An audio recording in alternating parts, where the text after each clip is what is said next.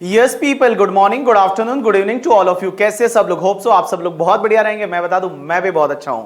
तो आज हम रिवाइज करने वाले एक topic that is the TDS and TCS, जो कि अमेंडमेंट से भरपूर है। बहुत सारे अमेंडमेंट है। तो आने वाले 1 से 1.5 घंटे तक आप अपने ईयरफोन है वो लगा ले और बेस्ट एक्सपीरियंस के लिए ईयरफोन लगा के रखे, जिससे कि आपको सब चीजें समझ में आती रहे। तो स्टार्ट करते हैं ये टॉपिक। सबसे पहली चीज, सर टीडीएस कब काटा जाता है? जब कोई भी इनकम होती है वो टैक्सेबल होती है रिसीवर के हाथ में। अगर कोई इनकम है वो एग्जेम्प्ट है रिसीवर के हाथ में, तो उस केस में टीडीएस काटने की जरूरत नहीं है। बट क्वेश्चन ये आता है, सर टीडीएस कौन से टाइम पे काटा जाता है? मिस टीडीएस है वो टीडीएस कौन से टाइम पे काटा जाता है? क्रेडिटिंग द पार्टी के टाइम पे या एक्चुअल पेमेंट के टाइम पे? तो मैं बता दूं, crediting the party means books में एंट्री करना, और एक्चुअल पेमेंट मतलब पैसा रोकड़ा देना। तो टीडीएस कब काटा जाएगा? At the time of payment और crediting the party, whichever is earlier. जो दोनों में से अर्लियर वाला इवेंट होता है उस टाइम पे टीडीएस काटा जाता है। लेकिन एक बात बताओ बेटा, उसके टोटल आपके 6 एक्सेप्शन है। कितने एक्सेप्शन है? 6। यहां पे टोटल 6 एक्सेप्शन है जहां पे टीडीएस काटा जाता है only at the time of payment. या तो सैलरी है तो सैलरी के केस में, उसके बाद एम्प्लॉय प्रोविडेंट फंड का अगर कोई पैसा मिलता है उसके केस में, विनिंग के केस में, लाइफ इंश्योरेंस पॉलिसी का मैच्योरिटी है उस केस में, या फिर compulsory acquisition of any asset उस पर कंपनसेशन मिलता है उस केस में, या फिर बैंक से आप कैश विड्रॉ करते हो 1 करोड़ से ज्यादा। जो बैंक से कैश विड्रॉ करते हो 1 करोड़ से ज्यादा, तो ये टोटल आपके 6 एक्सेप्शनल केसेस ऐसे हैं जिसमें एक्चुअल पेमेंट होगा तभी टीडीएस कटेगा। क्रेडिट के टाइम पे टीडीएस काटने की जरूरत नहीं है। अब एक और चीज समझना, सर टीडीएस में जितनी भी रेट रहेगी, जैसे 2%, 5%, 10%, 15%, मान लो 20-30%, सर ये जितनी भी रेट रहती है वो फ्लैट रेट रहती है या उसमें health and education cess surcharge जोड़ना पड़ेगा? तो मैं बता दूं, जितनी भी रेट होगी वो फ्लैट रेट होगी। जितनी भी रेट होगी वो फ्लैट रेट होगी। आपको जैसे 2% बोला है तो 2% से टीडीएस काटना है, 10% बोला है तो 10% से टीडीएस काटना है। लेकिन 2 केस में आपको health and education cess surcharge consider करना पड़ेगा। एक तो अगर सैलरी का पेमेंट करते हो, जब भी आप अपने एम्प्लॉय को सैलरी का पेमेंट करोगे तो पेमेंट के टाइम पे टीडीएस काटना है। उसमें क्या करना है, आपको नॉर्मल स्लैब रेट से जब आप टैक्स निकालोगे तो उसमें आपको सरचार्ज अगर लगता है तो सरचार्ज ऐड करोगे, हेल्थ एंड एजुकेशन सेस आपको ऐड करना पड़ेगा और उसके बाद आप टीडीएस काटोगे। और दूसरा, अगर किसी नॉन रेजिडेंट फॉरेन कंपनी को पेमेंट किया जा रहा है, आप किसी भी नॉन रेजिडेंट फॉरेन कंपनी को पेमेंट करोगे तो उस केस में आपको सरचार्ज है वो surcharge as well as health and education cess है वो कंसीडर करना पड़ेगा। सरचार्ज आप तभी कंसीडर करोगे जो पेमेंट किया जा रहा है। सपोज इंडिविजुअल को किया जा रहा है और 50 लाख से ज्यादा है तो उस केस में सरचार्ज कंसीडर करोगे, otherwise health and education cess है वो हमेशा आपको कंसीडर करना पड़ेगा।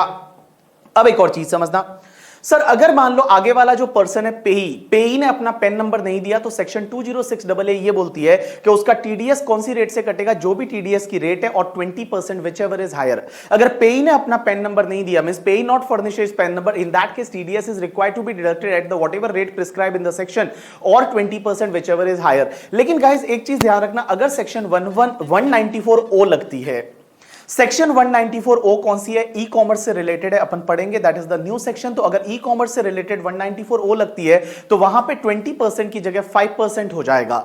वहां 20% की जगह 5% होगा, मींस व्हाटएवर रेट गिवन और 5% whichever is higher. You got my point और नॉट? यस। अब एक और चीज समझना, ये जो सेक्शन है तुम्हारी 206AA ये नहीं लगेगी। 206AA है वो नॉन रेजिडेंट पे नहीं लगेगी। अगर कोई नॉन रेजिडेंट है और फॉरेन कंपनी है और उसको स्पेसिफिक इनकम होती है, कौन कौन सी? या तो इंटरेस्ट की इनकम होती है, या रॉयल्टी की इनकम होती है, या फीस फॉर टेक्निकल सर्विस की इनकम होती है, या डिविडेंड की इनकम होती है, या कोई भी कैपिटल असेट ट्रांसफर करने पे कैपिटल गेन होता है, तो उस केस में नॉन रेजिडेंट को पेन लेने की जरूरत नहीं। नॉन रेजिडेंट ने पेन नंबर नहीं दिया तो भी बेटा ये सेक्शन नहीं लगेगी। तो मैंने क्या बोला? All people just pay attention. जो भी पेई होता है उस पेई को अपना पेन नंबर देना पड़ता है। अगर उसने पेन नंबर नहीं दिया तो pair will deduct the TDS at the rate whatever rate given in the section या फिर 20% whichever is higher। बट बेटा ये सेक्शन नहीं लगेगी अगर नॉन रेजिडेंट फॉरेन कंपनी पे ही है और उसको जो इनकम मिलता है या तो इंटरेस्ट का मिलता है, डिविडेंड का मिलता है, रॉयल्टी का मिलता है, फीस फॉर टेक्निकल सर्विस का मिलता है, या कोई भी कैपिटल असेट ट्रांसफर किया था उस पर कैपिटल गेन हो रहा है, तो उस केस में ये सेक्शन नहीं लगेगी। वो पेन नंबर नहीं देगा तो भी चलेगा, लेकिन बेटा कुछ इंफॉर्मेशन उसको देनी पड़ेगी। एक तो उसका name, email ID, contact number देना पड़ेगा। जिस कंट्री में वो रहता है, जिस कंट्री का वो रेजिडेंट है, वहां का उसको एड्रेस देना पड़ेगा। उसके बाद में उस कंट्री का अगर रेजिडेंट है, उसके पास टीआरसी है, अगर टैक्स रेजिडेंसी सर्टिफिकेट, तो वो उसको देना पड़ेगा। अगर टैक्स रेजिडेंसी सर्टिफिकेट नहीं है, मान लो उसके पास वहां का पैन नंबर है, वो देना पड़ेगा। वहां का पैन नंबर नहीं है तो वहां का कोई भी ऐसा आइडेंटिफिकेशन नंबर देना पड़ेगा जिससे वो वहां पे आइडेंटिफाई किया जाता है। तो अगर ये चीजें दे देता है तो उस केस में बेटा उस पे सेक्शन 206 है वो नहीं लगेगी। यू गॉट माई पॉइंट और नॉट? यस। अब एक और चीज समझना सर, अगर एक बात बताओ कि पेयर ने पेमेंट कर दिया और पेयर ने टीडीएस नहीं काटा, पेयर ने पेमेंट कर दिया, पेयर ने टीडीएस नहीं काटा, तो पेई क्या ऐसा बोल सकता है कि पेयर ने टीडीएस नहीं काटा तो अब मैं भी गवर्नमेंट को टैक्स भरने के लिए लायबल नहीं हूं? नहीं। अगर पेयर ने टीडीएस नहीं काटा तो उस केस में जो पेई रहेगा, जो पैसा रिसीव करता है, उसको टैक्स है वो गवर्नमेंट को डायरेक्टली पे करना पड़ेगा, ऐसा सेक्शन 191 में बोला हुआ है। उसके बाद में हम एक एक सेक्शन है वो चालू करते हैं और सबसे पहली सेक्शन है 192। 192 is related to the TDS on salary. Sir salary के केस में अपन हमेशा सेक्शन पढ़ेंगे, उसमें 3 पॉइंट पढ़ेंगे। सबसे पहले पेयर कौन होना चाहिए, पेई कौन होना चाहिए, रेट क्या होनी चाहिए और एडिशनल पॉइंट क्या है। तो सबसे पहले पेयर कौन होना चाहिए? Pair is any person that is the employer. पेई कौन होना चाहिए? एम्प्लॉय होना चाहिए that is the any person. अब एक और चीज समझना, एम्प्लॉय में अगर रेजिडेंट है या नॉन रेजिडेंट है, टीडीएस यहीं पे कटेगा। नॉन रेजिडेंट पर्सन को सैलरी दिया जा रहा है, टीडीएस है वो 192 में ही कटेगा। कौन सी रेट से कटेगा? सर स्लैब रेट से कटेगा। तो इस पर्टिकुलर सेक्शन में टीडीएस जो काटा जाता है वो स्लैब रेट से काटा जाता है। अब एक और चीज समझना एडिशनल पॉइंट में कि सर क्वेश्चन ही आता है कि अगर मान लो एम्प्लॉय है, एम्प्लॉय की कुछ अदर इनकम भी है, तो अदर इनकम का डिटेल अगर एम्प्लॉय एम्प्लॉयर को देता है तो क्या एम्प्लॉयर कंसीडर करेगा? Answer is yes. अगर एम्प्लॉय ने अदर इनकम का डिटेल दिया तो एम्प्लॉयर को कंसीडर करना पड़ेगा। अगर एम्प्लॉय ने कोई लॉसेस का डिटेल दिया तो क्या एम्प्लॉयर कंसीडर करेगा? आंसर इज ना बाबा ना। लेकिन there is one exception that is the loss from house property. अगर हाउस प्रॉपर्टी के लॉस का डिटेल अगर एम्प्लॉय ने एम्प्लॉयर को दिया तो यहां पे एम्प्लॉयर को कंसीडर करना पड़ेगा। अगर डिडक्शन का डिटेल दिया तो क्या एम्प्लॉयर कंसीडर करेगा? Answer is yes. अगर डिडक्शन का डिटेल दिया तो एम्प्लॉयर को कंसीडर करना पड़ेगा। तो इसका मतलब यह हुआ, एक बात बताओ, अगर एम्प्लॉय ने अदर इनकम का डिटेल दिया एम्प्लॉयर कंसीडर करेगा, लॉसेस का डिटेल दिया कंसीडर नहीं करेगा, हाउस प्रॉपर्टी का लॉसेस है कंसीडर करेगा, डिडक्शन का डिटेल दिया तो एम्प्लॉयर कंसीडर करेगा और उसको कंसीडर करने के बाद उसका टीडीएस है वो टीडीएस काटेगा। यू गॉट माय पॉइंट और नॉट? यस। अब एक और चीज समझना, अगर कोई एम्प्लॉय है वो एक से ज्यादा जगह काम करता है, साइमल्टेनियसली 2 जगह काम करता है, या फिर एक जगह जॉब छोड़ के और दूसरी जगह उसने ज्वाइन किया है, तो उसके पास ऑप्शन है कि उसको जो भी दूसरे एम्प्लॉयर से सैलरी मिला था या उसने जितना टीडीएस काटा, या फिर जो तुम्हारा पहले वाला एम्प्लॉयर था उसने जितना सैलरी मिला था वहां से जितना टीडीएस काटा, उसका डिटेल वो दूसरे वाले एम्प्लॉयर को दे सकता है, जिससे कि दूसरा वाला एम्प्लॉयर उस सैलरी को एज वेल एज टीडीएस को कंसिडर करने के बाद टीडीएस काटेगा। यू गॉट माय पॉइंट और नॉट? यस। अब एक और चीज समझना,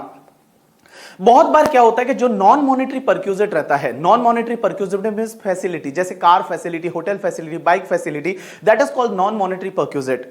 non monetary perquisite obviously employ के हाथ में टैक्सेबल होते हैं, लेकिन बहुत बार क्या होता है कि नॉन मॉनेटरी परक्यूजिट का जो टैक्स आता है वो एम्प्लॉयर बोलता है कि मैं मेरी खुद की जेब से भर दूंगा। नॉन मॉनेटरी परक्यूजिट का कोई टैक्स आता है वो एम्प्लॉयर ये बोलता है कि मैं मेरी जेब से भर दूंगा। तो उस केस में अगर मान लो एम्प्लॉयर ने नॉन मॉनेटरी परक्यूजिट पे टैक्स भरा है तो दैट टैक्स का amount is exempt in hands of employee. वो जो टैक्स भरा है वो टैक्स भी तो अपने आप में परक्यूजिट है, but that amount is exempt in hands of employee. Employee के हाथ में वो टैक्सेबल नहीं होता है due to the section 1010 CC. Question ये आता है क्या एम्प्लॉयर पीजीबीपी में उसका डिडक्शन ले सकता है? देखो पीजीबीपी में वो सैलरी का डिडक्शन ले सकता है, परक्यूजिट का डिडक्शन ले सकता है, लेकिन नॉन मॉनेटरी परक्यूजिट पे जो टैक्स एम्प्लॉयर ने खुद की पॉकेट से भरा है, नॉन मॉनेटरी परक्यूजिट पे जो टैक्स एम्प्लॉयर ने खुद की पॉकेट से भरा है उसका डिडक्शन नहीं ले सकता ड्यू टू सेक्शन 40। अब एक और चीज समझना, अगर कोई होटल है, होटल में जो एम्प्लॉय को टिप मिलती है, टिप किससे मिलती है? अल्टीमेटली कस्टमर से मिलती है। तो कस्टमर के थ्रू जो टिप रोटेट होकर आती है, क्वेश्चन ही आता है कि टिप जो भी मान लो एम्प्लॉयर ने कस्टमर से कलेक्ट की और एम्प्लॉयर एम्प्लॉय को वो टिप दे रहा है, तो क्या एम्प्लॉयर को टीडीएस काटना पड़ेगा under section 192? Answer is no. यहां पे एम्प्लॉयर को टीडीएस काटने की जरूरत नहीं है। टीडीएस तभी काटते हैं जब वो इनकम सैलरी हेड में टैक्सेबल होती है। यहां tip is not going to be taxable under the head salary, so there is no need to deduct the TDS. यहां पे एम्प्लॉयर को टीडीएस काटने की जरूरत नहीं है। अब एक और चीज समझना, एक जैसे केस लॉ है that is related to the Manipal health system private limited. एक हॉस्पिटल है, हॉस्पिटल में क्या होता है, कुछ डॉक्टर है वो पर्टिकुलर टाइम के लिए आते हैं। जैसे मान लो एक डॉक्टर का नाम है मिस्टर शुक्ला, और मिस्टर शुक्ला दिन में 2 घंटे आते हैं, 12 बजे से लेकर 2 बजे तक। और वो 2 घंटे में क्या करते हैं, जितने भी पेशेंट रहते हैं उनको वो देखते हैं और उनको जो रेम्यूनरेशन मिलता है वो पर पेशेंट मिलता है। जैसे एक पेशेंट को दिखा तो उनको 500 मिलेगा, 2 को देखा 1000 मिलेगा, 10 को देखा तो 5000 मिलेगा, लेकिन उनका हिसाब है वो मंथली होता है। अब क्वेश्चन ये आता है कि उनको जो भी रेम्यूनरेशन मिल रहा है ये सैलरी में जाएगा, टीडीएस 192 में कटेगा या फिर 194J में कटेगा? राइट आंसर इज 194J में कटेगा। यहां पे जो डॉक्टर है उनके बीच में और उस हॉस्पिटल के बीच में कोई एम्प्लॉय एम्प्लॉयर का रिलेशनशिप नहीं है। There is no employee employer relationship between that hospital and that doctor और हॉस्पिटल के बीच में there is no employee employer का relationship, because यहां पे पीएफ ईएसआई वगैरह भी कुछ भी उनके नाम पे नहीं है। तो उस केस में गाइस जो टीडीएस है वो टीडीएस यहां पे जो है 194J में कटेगा, ना कि 192 में। यू गॉट माय पॉइंट और नॉट? यस। उसके बाद में नेक्स्ट सेक्शन पे आते हैं, that is the 192A। 192A क्या बोलता है कि अगर कोई भी एम्प्लॉय है उसको ईपीएफ का पेमेंट मिलता है, EPF means employee provident fund से कुछ पैसा मिलता है, और अगर वो टैक्सेबल है तो यहां पे टीडीएस है वो 192A में कटेगा। पेयर कौन होगा? Any person. पेई कौन होना चाहिए? एम्प्लॉय होना चाहिए। अब एक बात बताओ, ईपीएफ का पेमेंट कब टैक्सेबल होता है? जैसे आपने पढ़ा होगा सैलरी में, इंटरमीडिएट में वगैरह, कि भैया जब अगर आपने 5 साल की सर्विस नहीं की और आरपीएफ से पेमेंट मिलता है तो वो आपके लिए टैक्सेबल होता है। तो अगर वो पेमेंट टैक्सेबल हो रहा है तो यहां पे टीडीएस कटेगा। पेयर कौन? Any person. पेई कौन होगा? एम्प्लॉय होगा। रेट क्या होगी? 10%।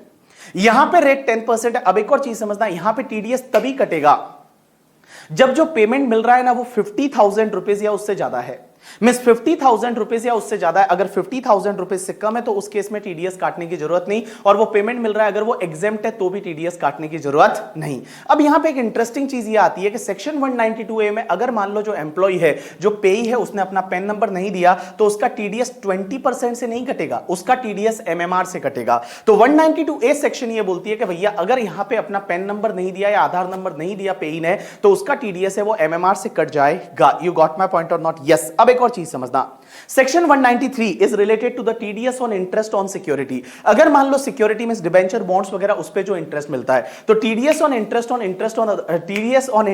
सिक्योरिटी। अब एक चीज समझना, TDS on interest on security payer कौन होना चाहिए? Any person. पेई कौन होना चाहिए? Resident person. अगर रेजिडेंट पर्सन को यहां पे इंटरेस्ट दिया जाएगा तो टीडीएस कटेगा। रेट क्या रहेगा? 10%, but due to covid rate is 7.5%।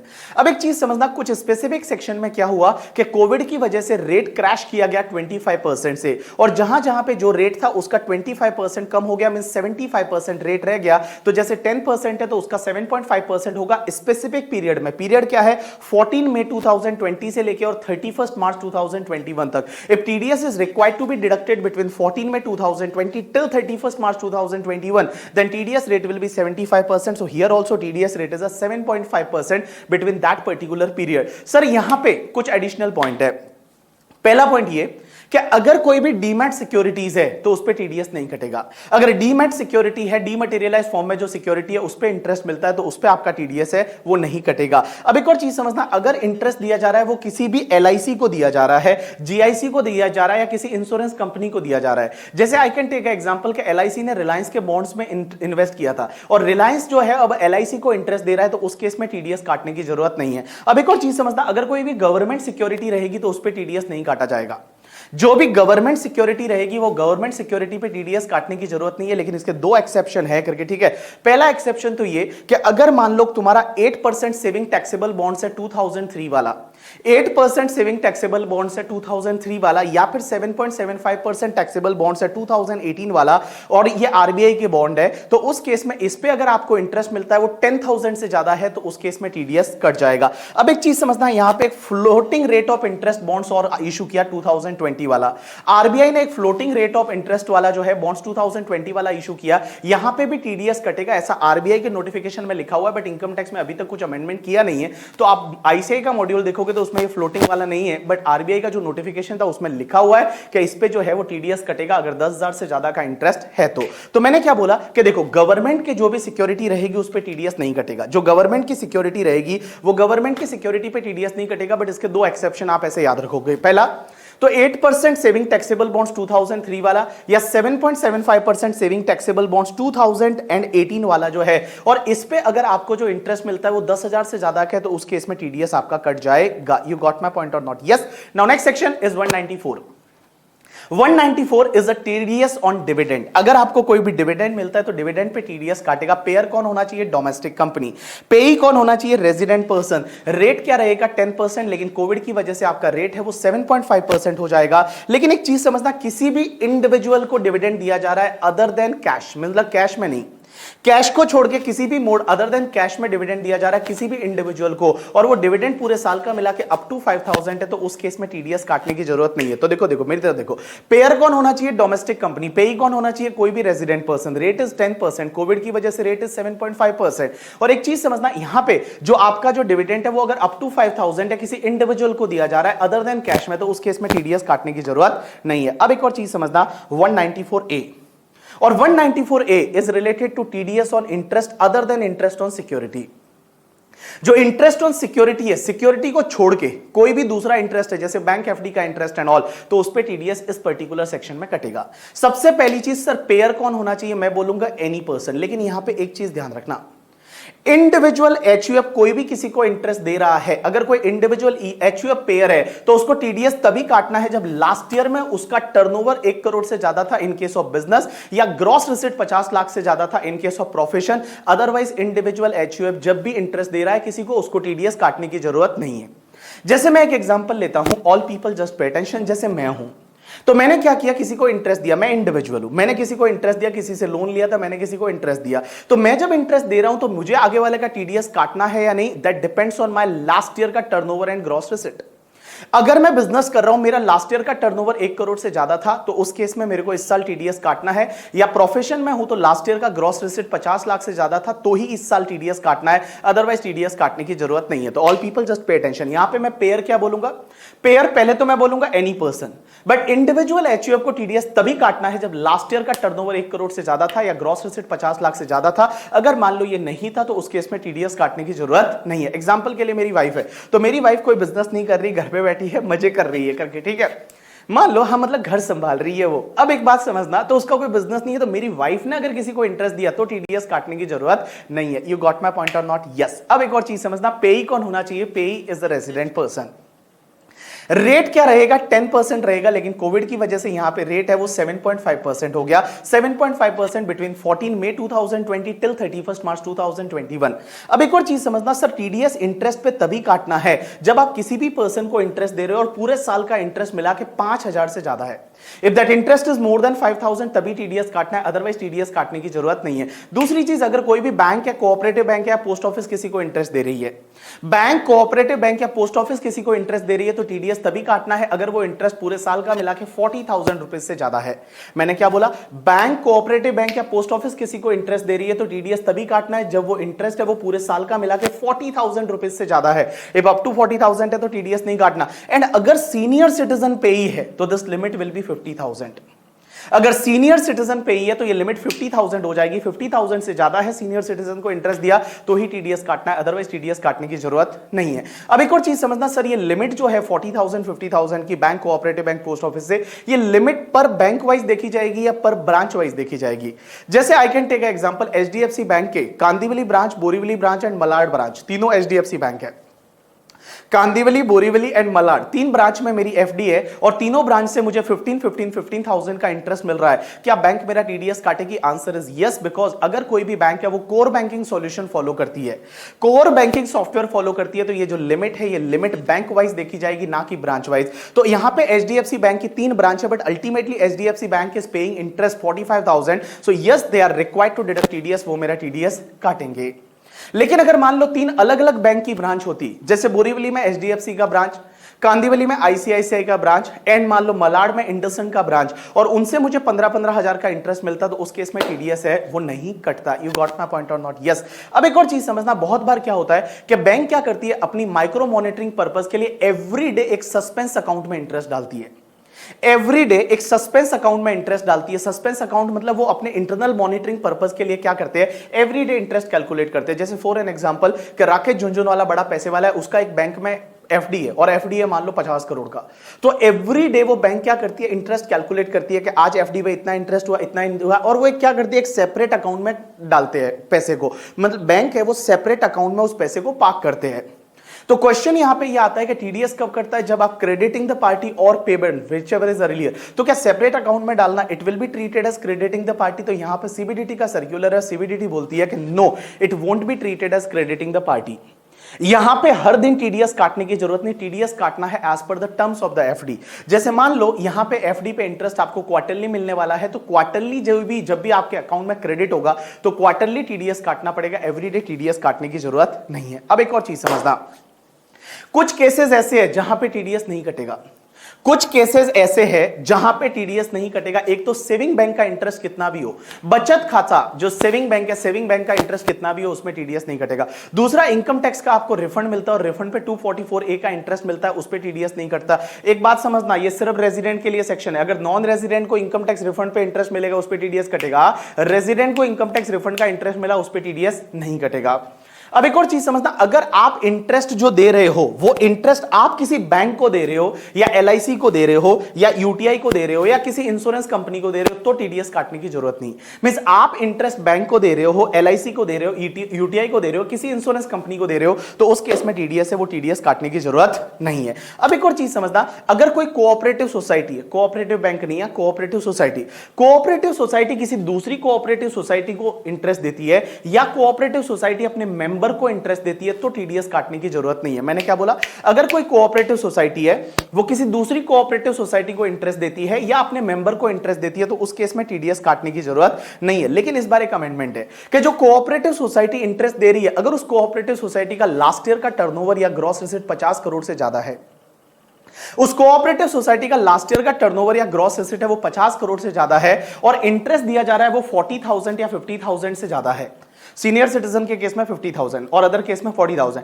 तो मैंने क्या बोला, कोऑपरेटिव सोसाइटी है उसका लास्ट ईयर का टर्नओवर है वो 50 करोड़ से ज्यादा है और जो इंटरेस्ट दिया जा रहा है वो 40,000 या 50,000 से ज्यादा है, तो उस केस में टीडीएस है वो इस सेक्शन में काटना पड़ेगा। अब एक और चीज समझना, जो पोस्ट ऑफिस की स्कीम होती है, पोस्ट ऑफिस की स्कीम किसान विकास पत्र, इंदिरा विकास पत्र, पोस्ट ऑफिस मंथली अकाउंट करके, ठीक है, और national saving certificate as well as the post office recurring deposits, उस पर टीडीएस काटने की जरूरत नहीं है। अब एक और चीज समझना, एक और चीज जो इसमें लिखी हुई नहीं है, एक होता है मोटर क्लेम ट्राइब्यूनल के हिसाब से अगर आपको कोई कंपनसेशन मिलता है। मैंने क्या बोला, मोटर क्लेम ट्राइब्यूनल के हिसाब से आपको कोई कंपनसेशन मिलता है और उस कंपनसेशन पे इंटरेस्ट क्रेडिट होता है, तो इंटरेस्ट क्रेडिटिंग के टाइम पे टीडीएस नहीं काटना।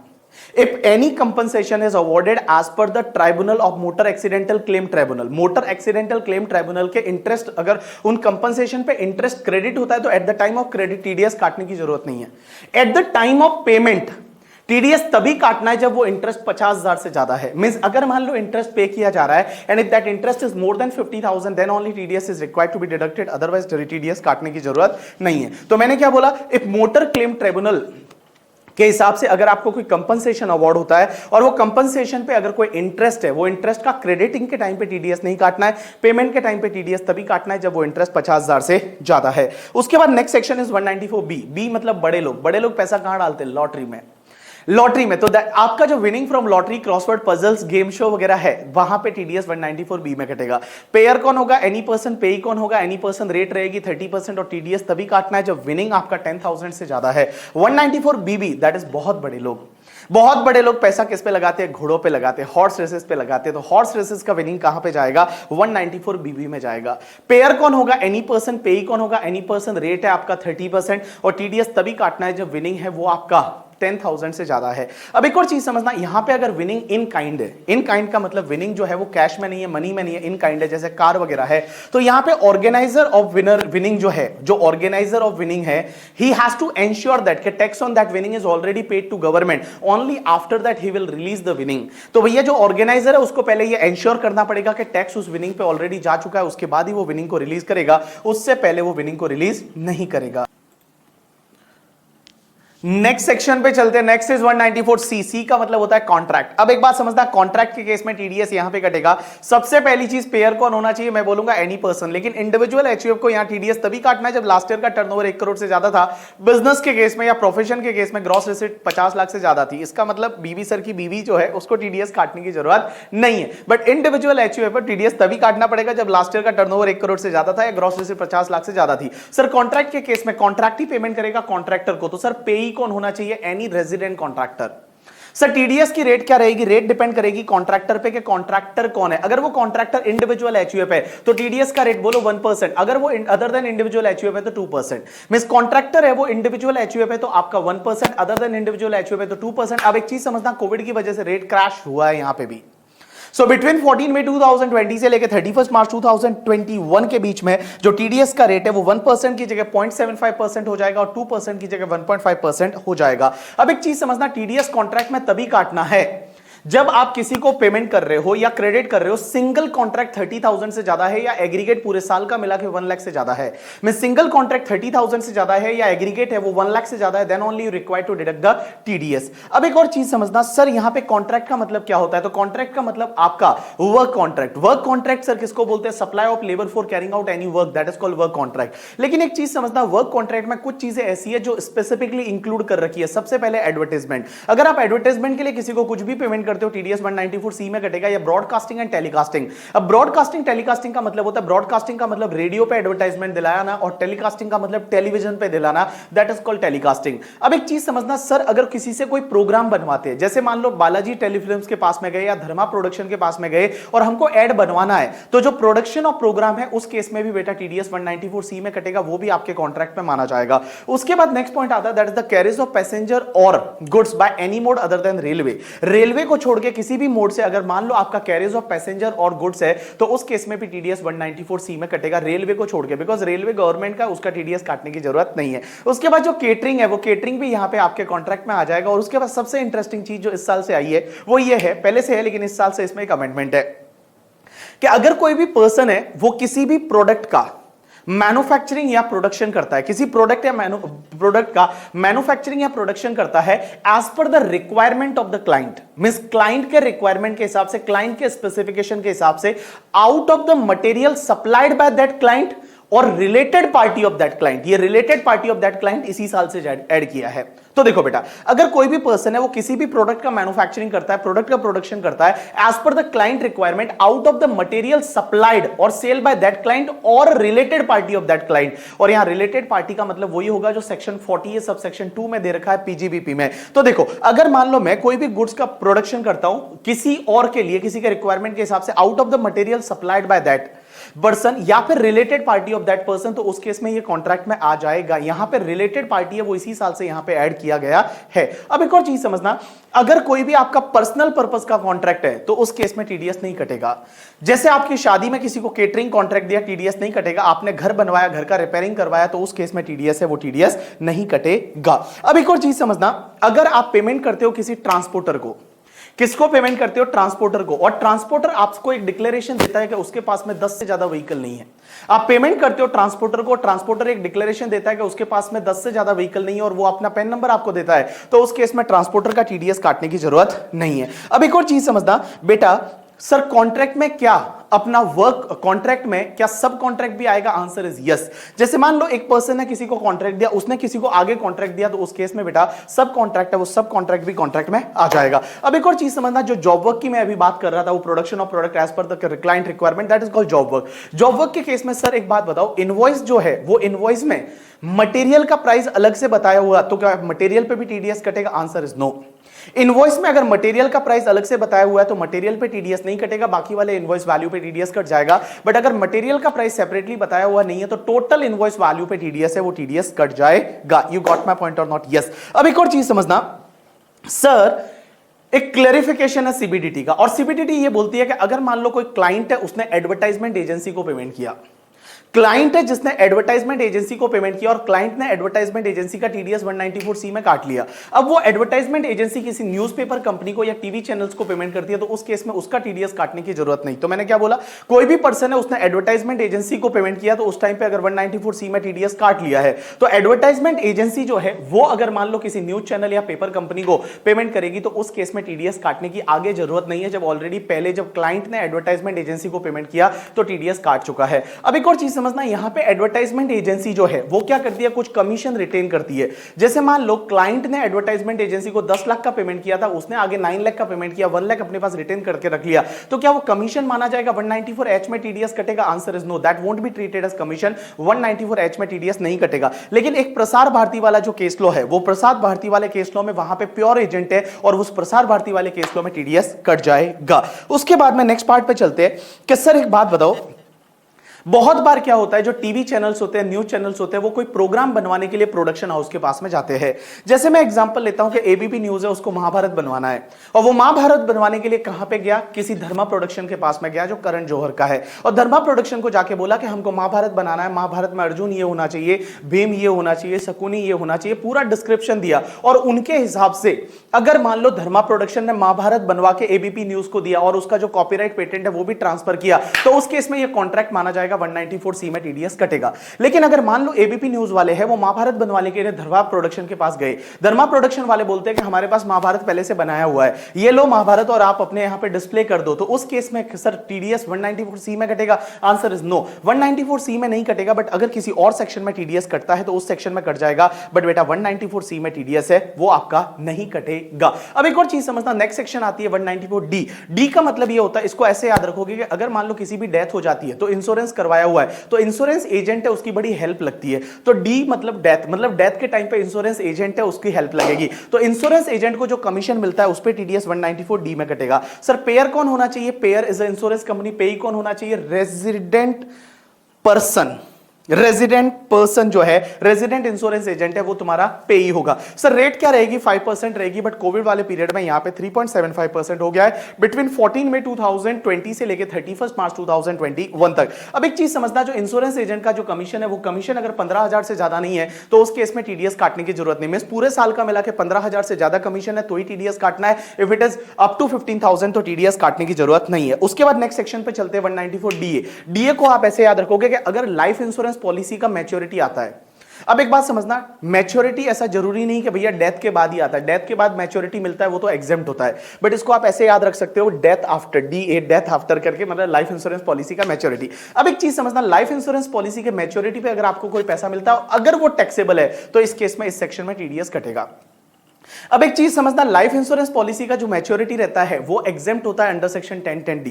एक तो कौन सा टैक्सेबल होगा? टैक्सेबल तभी होगा जब आपने प्रीमियम पे किया था, वो उस प्रिस्क्राइब लिमिट से ज्यादा पे किया था। आपको पता डिडक्शन टॉपिक में एक लिमिट दे रखी है कि पॉलिसीज टेकन बिफोर 1/4/2012, तो प्रीमियम जो है वो 20% ऑफ पॉलिसी वैल्यू से ज्यादा नहीं होना चाहिए। अगर पॉलिसी टेकन ऑन और आफ्टर 1/4/2012, तो आपका प्रीमियम है वो 10% ऑफ पॉलिसी वैल्यू से ज्यादा नहीं होना चाहिए। 1/4/2013 के बाद में अगर किसी हैंडीकैप के लिए लिया है तो 15% ऑफ पॉलिसी वैल्यू से ज्यादा नहीं होना चाहिए। अगर वो ज्यादा है तो मैच्योरिटी टैक्सेबल होगी, और मैच्योरिटी टैक्सेबल है तो यहां पे टीडीएस कटेगा।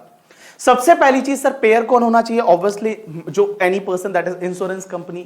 पेई कौन होना चाहिए? पेई यहां पे एनी पर्सन करके, ठीक है। अब एक चीज समझ, पेई जो है वो resident person, sorry, payer any person, payee is a resident person. TDS का रेट क्या रहेगा? 5%। लेकिन बेटा यहां टीडीएस का रेट कोविड की वजह से आपका 3.75% हो जाएगा। लेकिन यहां पे एक चीज समझना, अगर मैच्योरिटी एग्जेम्प्ट है तो टीडीएस नहीं कटेगा, और दूसरी चीज, अगर मैच्योरिटी सम है वो लेस देन 1 लाख है तो टीडीएस नहीं कटेगा। एग्जैक्ट 1 लाख है, टीडीएस कटेगा? Answer is yes, exact 1 lakh है, टीडीएस कटेगा। 1 लाख से ज्यादा है टीडीएस कटेगा, but if it is less than 1 lakh तो उस केस में टीडीएस नहीं कटेगा। अब एक और चीज समझना सर, ये टीडीएस जो 5% या 3.75% कटने वाला है, ये क्या पूरे मैच्योरिटी सम पे कटेगा? ना बाबा ना, ये सिर्फ इनकम कंपोनेंट पे कटेगा।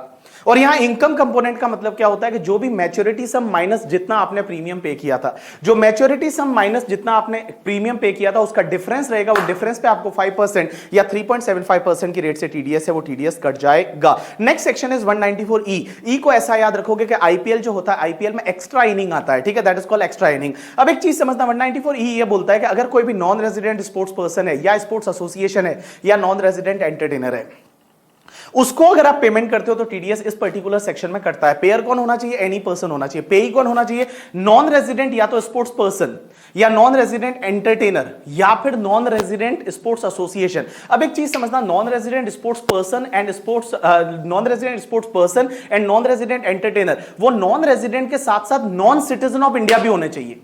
वो नॉन रेजिडेंट के साथ साथ नॉन सिटीजन ऑफ इंडिया भी होने चाहिए, तो उनको अगर कोई भी पेमेंट मिलेगा तो टीडीएस इस पर्टिकुलर सेक्शन में कटेगा। रेट क्या रहेगा? 20%। लेकिन आप एक चीज ध्यान रखना, इसमें हमेशा हेल्थ एंड एजुकेशन सेस आप ऐड करोगे, क्योंकि पेमेंट किसको किया जा रहा है? पेमेंट किया जा रहा है नॉन रेजिडेंट को, तो health and education cess add करोगे। सरचार्ज आपको तभी ऐड करना है जब वो पेमेंट हो रहा है वो पर्टिकुलर लिमिट से ज्यादा है, जैसे 50 लाख रुपए से ज्यादा है तो ही आपको सरचार्ज ऐड करना है। अब एक और चीज समझना, यहां पे बड़ी इंटरेस्टिंग चीज ये आती है, सर किस चीज का पेमेंट कर रहे हैं? तो नॉन रेजिडेंट स्पोर्ट्स पर्सन को या तो पेमेंट कर रहे हो इंडिया में कोई भी गेम में वो पार्टिसिपेट करने के लिए आता है, जैसे एग्जांपल के लिए आईपीएल, तो इंडिया में किसी गेम में पार्टिसिपेट करने के लिए आता है, या फिर इंडिया में एडवर्टाइजमेंट के लिए उसको पैसा मिलता है। एडवर्टाइजमेंट वो आता था ना, ऊला ला ला ले ओ divided by teams united by Kingfisher, तो किंगफिशर का जो एडवर्टाइजमेंट था उसके लिए जो पेमेंट मिलता है क्रिस गेल को वगैरह, टीडीएस इस सेक्शन में घटेगी। या फिर मान लो वो किसी न्यूज़पेपर मैगजीन में वेबसाइट पे अपने आर्टिकल देते हैं और आर्टिकल के लिए पैसा मिलता है, या फिर एंटरटेनर को इंडिया में एंटरटेन करने के लिए आता है, जैसे जस्टिन आया था इंडिया में करके, ठीक है, या फिर मान लो आतिफ असलम इंडिया में आता है एंटरटेन करने के लिए, या फिर वो चीयर लीडर्स आती है और उनको जो पैसा मिलेगा इस पर्टिकुलर सेक्शन में टीडीएस कटेगा 20% की रेट से। नेक्स्ट सेक्शन 194 जी का मतलब होता है गैम्बलिंग। गैम्बलिंग कौन सिखाता है आपको? Lottery agent. तो जो लॉटरी एजेंट का कमीशन होगा उस पे 194 जी में टीडीएस कटेगा। जो भी लॉटरी एजेंट का कमीशन होगा उस पे 194 जी में टीडीएस कटेगा। पेयर कौन? एनी पर्सन, पे एनी पर्सन, यहां लिखा हुआ है पे इज एनी पर्सन। रेट क्या रहेगा आपका? 5%, बट कोविड की वजह से ये रेट है वो 3.75% हो जाएगा, और टीडीएस तभी काटना है जब कमीशन 15,000 से ज्यादा है। If it is more then 15,000 तभी टीडीएस काटना है। अगर पूरे साल का मिला के कमीशन 15,000 से ज्यादा नहीं है तो टीडीएस काटने की जरूरत नहीं है। उसके बाद 194 एच का मतलब होता है कि इसको ऐसे याद रखो, जैसे कोई हाउस वगैरह अपन भाड़े वगैरह पे लेते हैं, खरीदते हैं, तो अपने को ब्रोकरेज पे करना पड़ता है, कमीशन पे करना पड़ता है ब्रोकर के थ्रू। तो अगर मान लो आपने कमीशन या ब्रोकरेज है अदर देन इंश्योरेंस एजेंट का commission, other than lottery agent का कमीशन, उसके बाद कोई भी कमीशन ब्रोकरेज बचेगा तो यहां पे टीडीएस काटना पड़ेगा 194 एच में। पेयर कौन होना चाहिए? Any person. बट ध्यान रखना बेटा, इंडिविजुअल एचयूएफ को टीडीएस तभी काटना है जब लास्ट ईयर में उसका टर्नओवर 1 करोड़ से ज्यादा था या ग्रॉस रिसीट 50 लाख से ज्यादा था। मतलब बीपी सर की वाइफ है तो उसको टीडीएस काटने की जरूरत नहीं है। पेई कौन होना चाहिए? Resident person. रेट क्या रहेगा? 5% रहेगा। कोविड की वजह से 3.75%, और टीडीएस तभी काटना है जब 15,000 से ज्यादा का कमीशन है पूरे साल का। मींस किसी भी पर्सन को जो कमीशन ब्रोकरेज पे किया जा रहा है वो 15,000 से ज्यादा है तो उस केस में टीडीएस काटना है, अदरवाइज टीडीएस काटने की जरूरत नहीं है। अब एक और चीज समझना, यहां पे सिक्योरिटी से रिलेटेड कोई भी ब्रोकरेज और कमीशन है तो उस केस में टीडीएस काटने की जरूरत नहीं। If any commission and brokerage related to security, तो उस केस में टीडीएस काटने की जरूरत नहीं। अगर सिक्योरिटी से रिलेटेड कोई भी कमीशन एंड ब्रोकरेज है तो टीडीएस काटने की जरूरत नहीं। जैसे अंडरराइटर कमीशन है, तो जैसे अंडरराइटर कमीशन है, या फिर मान लो तुम्हारा कोई शेयर एंड सिक्योरिटी के सेल से रिलेटेड कोई भी कमीशन है तो उस केस में उस पर टीडीएस काटने की जरूरत नहीं है। यू गॉट माई पॉइंट और not? Yes. Next section is 194 आई का मतलब होता है मम्मी। हम महाराष्ट्र में बोलते हैं आई तुझा आशीर्वाद, तो आई तुझा आशीर्वाद, जो आई है वो मम्मी। अपन इतने बड़े हो गए, अपने को पता है मम्मी के घर पे रहते हैं, मम्मी को रेंट देना चाहिए, तो 194 I is for TDS on rent. Payer कौन होना चाहिए? एनी पर्सन, बट बीबी सर की वाइफ को टीडीएस काटने की जरूरत नहीं है। मींस इंडिविजुअल एचयूएफ को टीडीएस तभी काटना जब लास्ट ईयर का टर्नओवर 1 करोड़ से ज्यादा था या ग्रॉस रिसीट 50 लाख से ज्यादा था। पेई कौन होना चाहिए? Resident person. रेट क्या रहेगा? That depend on the asset. अगर रेंट है प्लांट एंड मशीनरी इक्विपमेंट का, रेंट है प्लांट एंड मशीनरी इक्विपमेंट का, तो टीडीएस का रेट है वो 2% रहेगा। अगर फर्नीचर है, बिल्डिंग है या लैंड है तो 10% रहेगा। फर्नीचर, बिल्डिंग, लैंड है तो 10%, अदरवाइज 2%। कोविड की वजह से रेट का क्रैश यहां पे भी हुआ है। मींस जहां पे 2% है वहां 1.5%, और जहां 10% है वहां 7.5% है, वो रेट हुआ है। अब एक और चीज समझना, यहां टीडीएस तभी काटना है जब किसी भी पर्टिकुलर पर्सन को जो रेंट दिया जा रहा है ना, वो रेंट 2,40,000 से ज्यादा है। मींस पूरे साल में 2,40,000 से ज्यादा है तो ही टीडीएस काटना है। अब एक चीज समझना, मैंने मान लो मेरा स्टूडियो है वो काका से भाड़े पे लिया, एक बंदा है जिसका नाम है काका, उससे मैंने भाड़े पे लिया स्टूडियो, और उसको मैं पूरे साल का 5 लाख का रेंट दे रहा हूं। क्या मुझे टीडीएस काटना पड़ेगा? Answer is yes. अगर मैंने उसको रेंट दिया सिर्फ 2 लाख का, क्या टीडीएस काटना है? आंसर इज नो, यस या नो? नो नहीं काटना। 2,40,000 से ज्यादा नहीं है ना। अगर मान लो 2,40,000 का दिया तो भी टीडीएस नहीं काटना, 240 से ज्यादा दिया तो टीडीएस काटना पड़ेगा। अब एक चीज समझना, बड़ा इंटरेस्टिंग पार्ट, मैंने काका से स्टूडियो भाड़े पे लिया, पूरे साल का रेंट है ओनली 1 लाख। मैंने उससे फर्नीचर भी भाड़े पे लिया, उसका रेंट है 1 लाख। मैंने उससे प्लांट एंड मशीनरी भी भाड़े पे लिया, उसका रेंट है 1 लाख। तो मैं काका को 3 लाख का रेंट दे रहा हूं, क्या मुझे टीडीएस काटना पड़ेगा? Answer is yes. Plant and machinery, furniture पे 2%, अदर पे आपका 10%, कोविड की वजह से रेट क्रैशिंग। अब एक और चीज समझना आप लोग, सर यहां पे हुआ क्या, मैंने ये स्टूडियो भाड़े पे लिया है, पूरे साल का रेंट 4 लाख है तो टीडीएस काटना पड़ेगा। लेकिन मान लो इस स्टूडियो के 2 जॉइंट ओनर हैं, एक तो मिस्टर काका और काका का भाई मिस्टर बाला, तो बाला और काका दो जॉइंट ओनर है, मैं दोनों को 2-2 लाख का रेंट पे कर रहा हूं, बाला को 2 लाख का, काका को 2 लाख का। तो काका को 2 लाख का, बाला को 2 लाख का, मैंने 2-2 लाख का दोनों को रेंट पे किया, क्या उस केस में टीडीएस काटना पड़ेगा? आंसर इज नो, टीडीएस नहीं काटना, क्योंकि ये 2,40,000 का लिमिट है, ये पर पेई वाइज है, मतलब उस पर्टिकुलर पेई को आप कितना पे कर रहे हो वो देखना पड़ेगा। किसी सिंगल पर्सन को आप 2,40,000 से ज्यादा पे कर रहे हो तो उस केस में आपको टीडीएस है वो काटना पड़ेगा। अब एक और चीज समझना, अगर कोई भी एडवांस रेंट मिलता है तो उस पर भी टीडीएस काटना है? Answer is yes, because TDS on rent आपको पेमेंट और क्रेडिटिंग विचएवर इज अर्लियर, तो पेमेंट जब पहले हो गया, एडवांस रेंट हो गया, उस पर टीडीएस काटना पड़ेगा। अब एक और चीज समझना, कोई एरियर्स ऑफ रेंट होता है, अरियर्स ऑफ रेंट का मतलब क्या होता है? कोई रेंट को लेकर डिस्प्यूट हो गया था, अरियर्स ऑफ रेंट अभी पेमेंट होता है तो उस पर टीडीएस कटेगा। क्या रिफंडेबल डिपॉजिट पे टीडीएस कटेगा? आंसर इज नो, लेकिन non refundable deposit is like rent only, non refundable deposit है तो उस पर टीडीएस कटेगा। अब एक और चीज समझना, अगर कोई भी बिजनेस ट्रस्ट वाला, याद करो आप, बिजनेस ट्रस्ट में एक रिट पड़ा था REIT, और रिट जो है उसकी अगर ओन प्रॉपर्टी है, वो ओन प्रॉपर्टी पे जो रेंटल इनकम मिलता है वो रिट के हाथ में एग्जेम्प्ट होता है अंडर सेक्शन 1023 FCA। तो जो रिट को जो रेंट मिलेगा,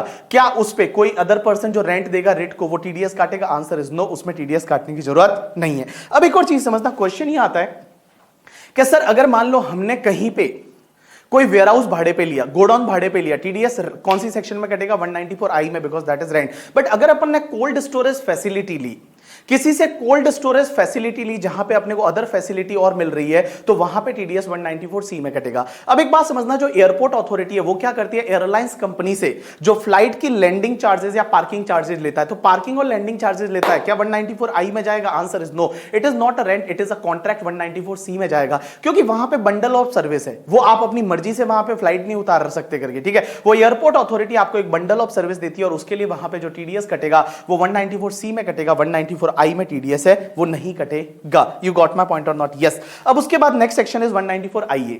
194IA 2-4 साल पहले एक नई सेक्शन आई है और उसको ऐसे भी याद रख सकते हो। 194IA इज इमूवेबल प्रॉपर्टी आप एक्वायर करते हो, इमूवेबल प्रॉपर्टी आप एक्वायर करते हो। तो देखो बेटा, यहां पे क्या होगा कि अगर कोई भी आप इमूवेबल प्रॉपर्टी एक्वायर करते हो other than rural agriculture land, pair कौन होगा? Pair is any person, payee कौन होना चाहिए? Resident person. और अगर आपने इमूवेबल प्रॉपर्टी एक्वायर की तो उस पे टीडीएस का रेट है वो 1% रहेगा, टीडीएस का रेट 1% रहेगा। लेकिन एक चीज समझना, यहां कोविड की वजह से रेट क्रैश हुआ, आंसर इज यस, कोविड की वजह से 0.75% हो जाएगा 14 मई 2020 से लेके और 31 मार्च 2021 तक। अब एक और चीज समझना, यहां पे टीडीएस तभी कटेगा जब कंसिडरेशन ऑफ दैट प्रॉपर्टी है, immovable property, that is 50 lakh और मोर, मींस लेस देन 50 लाख है तो टीडीएस नहीं कटेगा। सर एग्जैक्ट 50 लाख है तो भी टीडीएस कटेगा? Answer is yes. एक बात समझना, ऐसी 2-3 सेक्शन है जहां पे ऐसी लैंग्वेज यूज हुई है। एक तो तुम्हारा 192A में जो ईपीएफ का पेमेंट लेस देन 50,000 है तो टीडीएस नहीं कटेगा, एग्जैक्ट 50 है तो टीडीएस कटेगा। दूसरा 194DA में लाइफ इंश्योरेंस पॉलिसी का मैच्योरिटी लेस देन 1 लाख है तो टीडीएस नहीं कटेगा, एग्जैक्ट 1 लाख है तो टीडीएस कटेगा। और उसके बाद इस सेक्शन में लेस देन 50 लाख है तो टीडीएस नहीं कटेगा, 50 लाख है तो टीडीएस कटेगा। लेकिन एक बात बताओ, बाकी जितनी भी सेक्शन थी, जैसे 194C है, जैसे उसमें 30 और 1 लाख है तो एग्जैक्ट 1 लाख है तो टीडीएस नहीं कटेगा, बट यहां पे बेटा एग्जैक्ट 50 लाख है तो भी टीडीएस कटेगा। अब एक और चीज समझना, यहां 50 लाख कंसिडरेशन की बात की हुई है, यहां 50 लाख है वो एसडीबी की बात नहीं की हुई। हो सकता है प्रॉपर्टी का एसडीबी 55 लाख है, बट कंसिडरेशन है वो अगर मान लो 45 लाख है तो उस केस में टीडीएस काटने की जरूरत नहीं है। अब एक और चीज समझना कि बहुत बार क्या होता है, बिल्डर अगर कोई भी घर बेचता है तो उसके साथ में क्लब मेंबरशिप भी साथ में देता है, पार्किंग चार्जेस भी साथ में लेता है, और जो क्या बोलते हैं लाइट इलेक्ट्रिसिटी फैसिलिटी का चार्जेस भी साथ में लेता है सेल के टाइम पे। तो भैया ये 50 लाख की लिमिट देखते टाइम ये सब इंक्लूड होंगे, मींस इंसिडेंट ऑफ सेल है। अगर बिल्डर कोई भी फ्लैट वगैरह सेल करता है उसके इंसिडेंटल ये जो एक्सपेंसेस है वो अगर अपने से कलेक्ट करता है तो वो 50 लाख की लिमिट में आएगा और बेटा उस पर भी टीडीएस है वो 1% की रेट से कटेगा। Next section is 194IB। 194IB क्या बोलता है कि अगर मान लो आप इमूवेबल प्रॉपर्टी भाड़े पे लेते हो, कैसे याद रखोगे?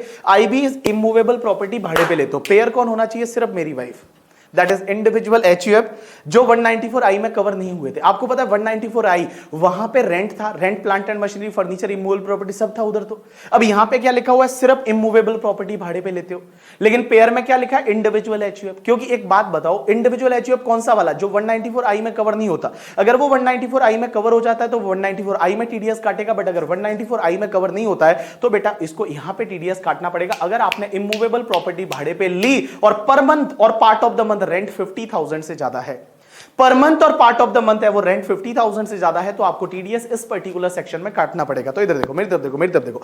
सबसे पहले पेयर कौन होना चाहिए? इंडिविजुअल एंड एचयूएफ, जो 194I में कवर नहीं होते। पेई कौन होना चाहिए? Resident person. रेट क्या रहेगा? 5%। टीडीएस का रेट कोविड की वजह से 3.75% इन पर्टिकुलर पीरियड। अब एक चीज समझना, इस पर्टिकुलर सेक्शन में टीडीएस तभी कटता है जब पर मंथ और पार्ट ऑफ द मंथ वो इमूवेबल प्रॉपर्टी का रेंट है वो 50,000 से ज्यादा है, एग्जैक्ट 50 या उससे कम है तो टीडीएस नहीं कटेगा।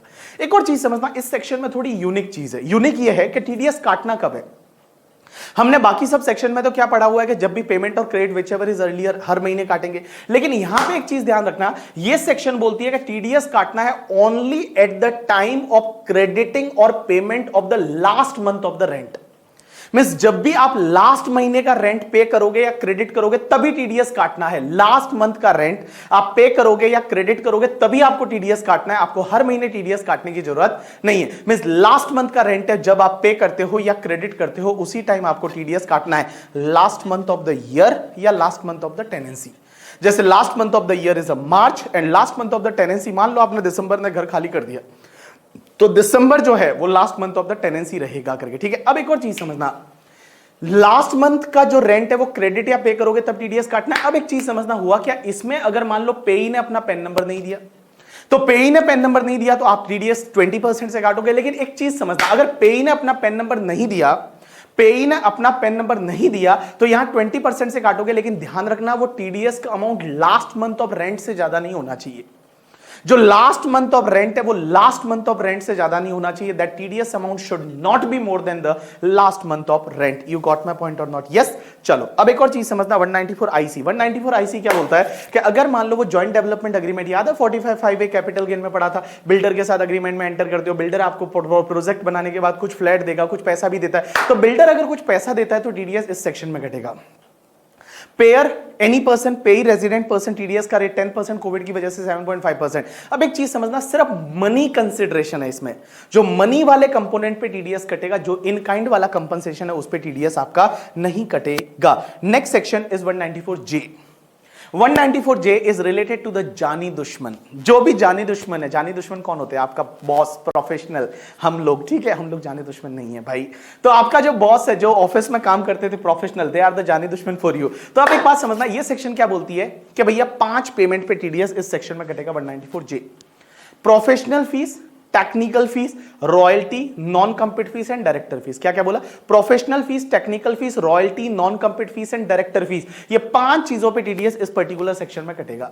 पेयर कौन होना चाहिए? Any person but other than बीबी सर की वाइफ। मींस इंडिविजुअल एचयूएफ को टीडीएस तभी काटना है जब लास्ट ईयर का टर्नओवर 1 करोड़ से ज्यादा था या ग्रॉस रिसिट 50 लाख से ज्यादा था। पेई कौन होना चाहिए? Resident person. रेट क्या रहेगी? अब एक बात समझना, यहां रेट्स में अमेंडमेंट्स है। All people just pay attention, आपका पूरा ध्यान इधर होना चाहिए। यहां पे रेट्स में कुछ अमेंडमेंट्स है, तो रेट्स को आप ऐसे याद रखो। इधर देखो, इधर देखो, रेट्स को आप ऐसे याद रखो कि अगर आप कोई भी पेमेंट किसी कॉल सेंटर को कर रहे हो, किसको पेमेंट कर रहे हो? कॉल सेंटर को, टीडीएस का रेट 2%। कॉल सेंटर को कर रहे हो, टीडीएस का रेट 2%। दूसरा, फीस फॉर टेक्निकल सर्विस है but not being professional service. Means fees for technical service not being professional service, आप ऐसे याद रखो, fees for technical service not being professional service, TDS rate is 2%। या फिर royalty है for the cell या distribution या एग्जीबिशन ऑफ मूवी से रिलेटेड रॉयल्टी है तो 2%। बाकी सब केसेस में आपका टीडीएस का रेट 10%। तो मैंने बोला 3 जगह 2% है। कहां कहां? एक तो अगर आपने कॉल सेंटर को पेमेंट किया, टीडीएस का रेट 2%। अगर आपका फीस फॉर टेक्निकल सर्विस है but not being professional service, 2% करके, ठीक है। और उसके बाद में अगर आपका रॉयल्टी है, सेल, डिस्ट्रीब्यूशन और एग्जीबिशन ऑफ द मूवी, उससे रिलेटेड 2%, बाकी सब जगह 10%। कोविड की वजह से रेट क्रैश हुआ है? आंसर इज यस, कोविड की वजह से रेट क्रैश हुआ है और 2% की जगह 1.5%, 10% की जगह 7.5%। अब एक और चीज समझना, इधर देखो, मेरी तरफ देखो, मेरी तरफ देखो, मेरी तरफ देखो। मैं अगर रेट को वापस बोलना चाहूं, प्रोफेशनल फीस पे रेट आपका कितना है? 10%। दूसरा, टेक्निकल सर्विस जो है, नॉट बीइंग प्रोफेशनल सर्विस, वहां रेट है आपका 2%। बट अगर technical service being professional service है तो रेट हो जाएगा 10% करके, ठीक है। अगर technical service not being professional service तो 2%। रॉयल्टी पे कितना? देखो, रॉयल्टी में 2 पार्ट। अगर वो सेल, डिस्ट्रीब्यूशन और एग्जीबिशन ऑफ मूवी से रिलेटेड है तो 2%, बाकी वाला कोई रॉयल्टी है तो 10%। उसके बाद में तुम्हारा नॉन कम्पीट फीस पे 10% और डायरेक्टर फीस पे 10%। अब एक और चीज समझना, यहां पे जो ये लिमिट देखी जाती है ना कि भैया professional fees, technical fees, royalty, non compete fees, ये अगर 30,000 से ज्यादा है तो ही टीडीएस काटना है। 30,000 से ज्यादा है तो ही टीडीएस काटना है, अगर अप टू 30,000 है तो टीडीएस नहीं काटना, और डायरेक्टर फीस पे तो लिमिट लगेगा ही नहीं। और ये लिमिट भी सेपरेटली लगता है, means nature of payment wise limit देखा जाएगा। जैसे मैंने क्या किया, एक बंदा है जिसका नाम है लक्ष्मण, लक्ष्मण को मैंने 27,000 का प्रोफेशनल फीस पे किया, 28,000 का रॉयल्टी पे किया, क्या टीडीएस काटना है? आंसर इज नो, इसमें टीडीएस नहीं काटना। एक और चीज समझना, अगर आपका प्रोफेशनल नेचर के लिए प्रोफेशनल फीस है वो पर्सनल नेचर का है, अगर पर्सनल नेचर के लिए कोई प्रोफेशनल फीस है तो उसमें टीडीएस नहीं काटना। जैसे मान लो किसी डाइवोर्स के केस में एडवोकेट का सर्विस लिया, या फिर मान लो बीमार हो गए थे और बीमार होने के बाद हम डॉक्टर के पास गए और डॉक्टर से अगर कोई इलाज करवाया पर्सनल पर्पस, इंडिविजुअल एचयूएफ का पर्सनल पर्पस का, इंडिविजुअल एचयूएफ का पर्सनल पर्पस का कोई भी प्रोफेशनल फीस है तो उस पर टीडीएस नहीं कटेगा। अब एक और चीज समझना, इधर देखना, अगर कोई इंडिविजुअल एचयूएफ है तो वो किसी को इन चीजों का पेमेंट करेगा तो टीडीएस काटना पड़ेगा। लास्ट ईयर का टर्नओवर 1 करोड़ से ज्यादा है, ग्रॉस रिसीट 50 लाख से ज्यादा है। अब एक चीज समझना, अगर इंडिविजुअल एचयूएफ का भले लास्ट ईयर का टर्नओवर 1 करोड़ से ज्यादा, लेकिन अगर उसने किसी को रॉयल्टी का पेमेंट किया या नॉन कम्पीट फीस का पेमेंट किया तो टीडीएस नहीं काटना। मैंने क्या बोला, इंडिविजुअल एचयूएफ लास्ट ईयर का टर्नओवर 1 करोड़ से ज्यादा है, ग्रॉस रेट 50 लाख से ज्यादा है, उसने किसी को रॉयल्टी का पेमेंट किया या नॉन कम्पीट फीस का पेमेंट किया, डायरेक्टर फीस का तो पेमेंट कर ही नहीं सकता, तो रॉयल्टी नॉन कम्पीट फीस का पेमेंट किया तो टीडीएस नहीं काटना। मैं इन सिंपल वर्ड में एक बहुत बात बोलूं आपको, इंडिविजुअल एचयूएफ जिसका लास्ट ईयर का टर्नओवर 1 करोड़ से ज्यादा था, ग्रॉस रेट 50 लाख से ज्यादा था, वो किसी को पेमेंट करता है, टीडीएस तभी काटना है जब वो प्रोफेशनल फीस या टेक्निकल फीस पे करता है। प्रोफेशनल फीस या टेक्निकल फीस है, प्रोफेशनल फीस या टेक्निकल फीस है वो पे करता है तो ही टीडीएस काटना है, अदरवाइज टीडीएस नहीं काटना। और प्रोफेशनल फीस में भी अगर वो पर्सनल नेचर का है तो उस केस में टीडीएस काटने की जरूरत नहीं है। यू गॉट माय पॉइंट और नॉट? यस। अब एक और चीज समझना, next part is related to 194K, ये नई सेक्शन है इसी साल से। अगर आपको म्यूचुअल फंड यूटीआई से कोई भी इनकम मिलती है, म्यूचुअल फंड यूटीआई से इनकम मिलती है तो नाउ इट इज टैक्सेबल, तो यहां पे टीडीएस कटेगा। पेयर कौन होगा, म्यूचुअल फंड कंपनी या यूटीआई। पेई कौन होगा, रेजिडेंट पर्सन। रेट क्या रहेगा, 10%। और टीडीएस नहीं काटना अगर पूरे साल में 5,000 तक ही इनकम मिलता है। अगर आपको अप टू 5,000 इनकम मिलता है तो उस केस में टीडीएस काटने की जरूरत नहीं है। उसके बाद सेक्शन 194L, आपकी प्रॉपर्टी ले गए, आपकी प्रॉपर्टी ले गए means compulsory acquisition of the property. अगर आपकी प्रॉपर्टी का कंपल्सरी एक्विजिशन हो जाता है तो उस केस में जो कंपनसेशन मिलता है उस पर टीडीएस कटेगा। पेयर एनी पर्सन, पेई resident person, rate is 10%, Covid की वजह से रेट इज 7.5%। अब एक चीज समझना, टीडीएस तभी कटेगा जब कंपनसेशन आपका 2.5 लाख रुपए से ज्यादा है, मींस पूरे साल का कंपनसेशन इज अप टू 2,50,000, तो उस केस में टीडीएस काटने की जरूरत नहीं है। और अगर रूरल एग्रीकल्चर लैंड है तो उस केस में टीडीएस काटने की जरूरत नहीं है। रूरल एग्रीकल्चर लैंड है तो टीडीएस काटने की जरूरत नहीं है। बाकी कोई भी अगर कंपल्सरी एक्विजिशन होता है तो उसमें टीडीएस कटेगा। Next part is 194LB। 194LB क्या बोलता है कि अगर कोई भी इंफ्रास्ट्रक्चर डेट फंड है और उसने किसी नॉन रेजिडेंट फॉरेन कंपनी को इंटरेस्ट दिया, तो इंफ्रास्ट्रक्चर डेट फंड ने नॉन रेजिडेंट फॉरेन कंपनी को इंटरेस्ट दिया, 5% की रेट से टीडीएस कटेगा। और इंफ्रास्ट्रक्चर डेट फंड वो वाला जो सेक्शन 1047 में बोला हुआ है। Next section 194M। अब 194M को आप कैसे याद रखोगे पता है, 194M is a mixtures of 194C, 194J and 194H। 194M is a mixture of 194C, 194J and 194H। ये सेक्शन बोलती है आप किसी को कॉन्ट्रैक्ट का पेमेंट करते हो या फिर कमीशन ब्रोकरेज का पेमेंट करते हो या फिर आप क्या बोला, कॉन्ट्रैक्ट, कमीशन ब्रोकरेज या प्रोफेशनल फीस का पेमेंट करते हो तो टीडीएस इस सेक्शन में घटेगा। लेकिन क्यों, वो तो ऑलरेडी सेक्शन थी। लेकिन एक चीज समझना, यहां पेयर क्या लिखा हुआ है, सिर्फ इंडिविजुअल एचयूएफ, और वो वाले इंडिविजुअल एचयूएफ जो 194C, 194J एंड 194H में कवर नहीं होते। 194C, 194J, 194H में बीबी सर की वाइफ कवर नहीं हो रही थी। मींस ऐसा कोई इंडिविजुअल एचयूएफ जिसका लास्ट ईयर का टर्नओवर अप टू 1 करोड़ है या अप टू 50 लाख है, तो वो लोगों को उन सेक्शन में तो टीडीएस नहीं काटना था, बट इस सेक्शन में काटना पड़ जाएगा।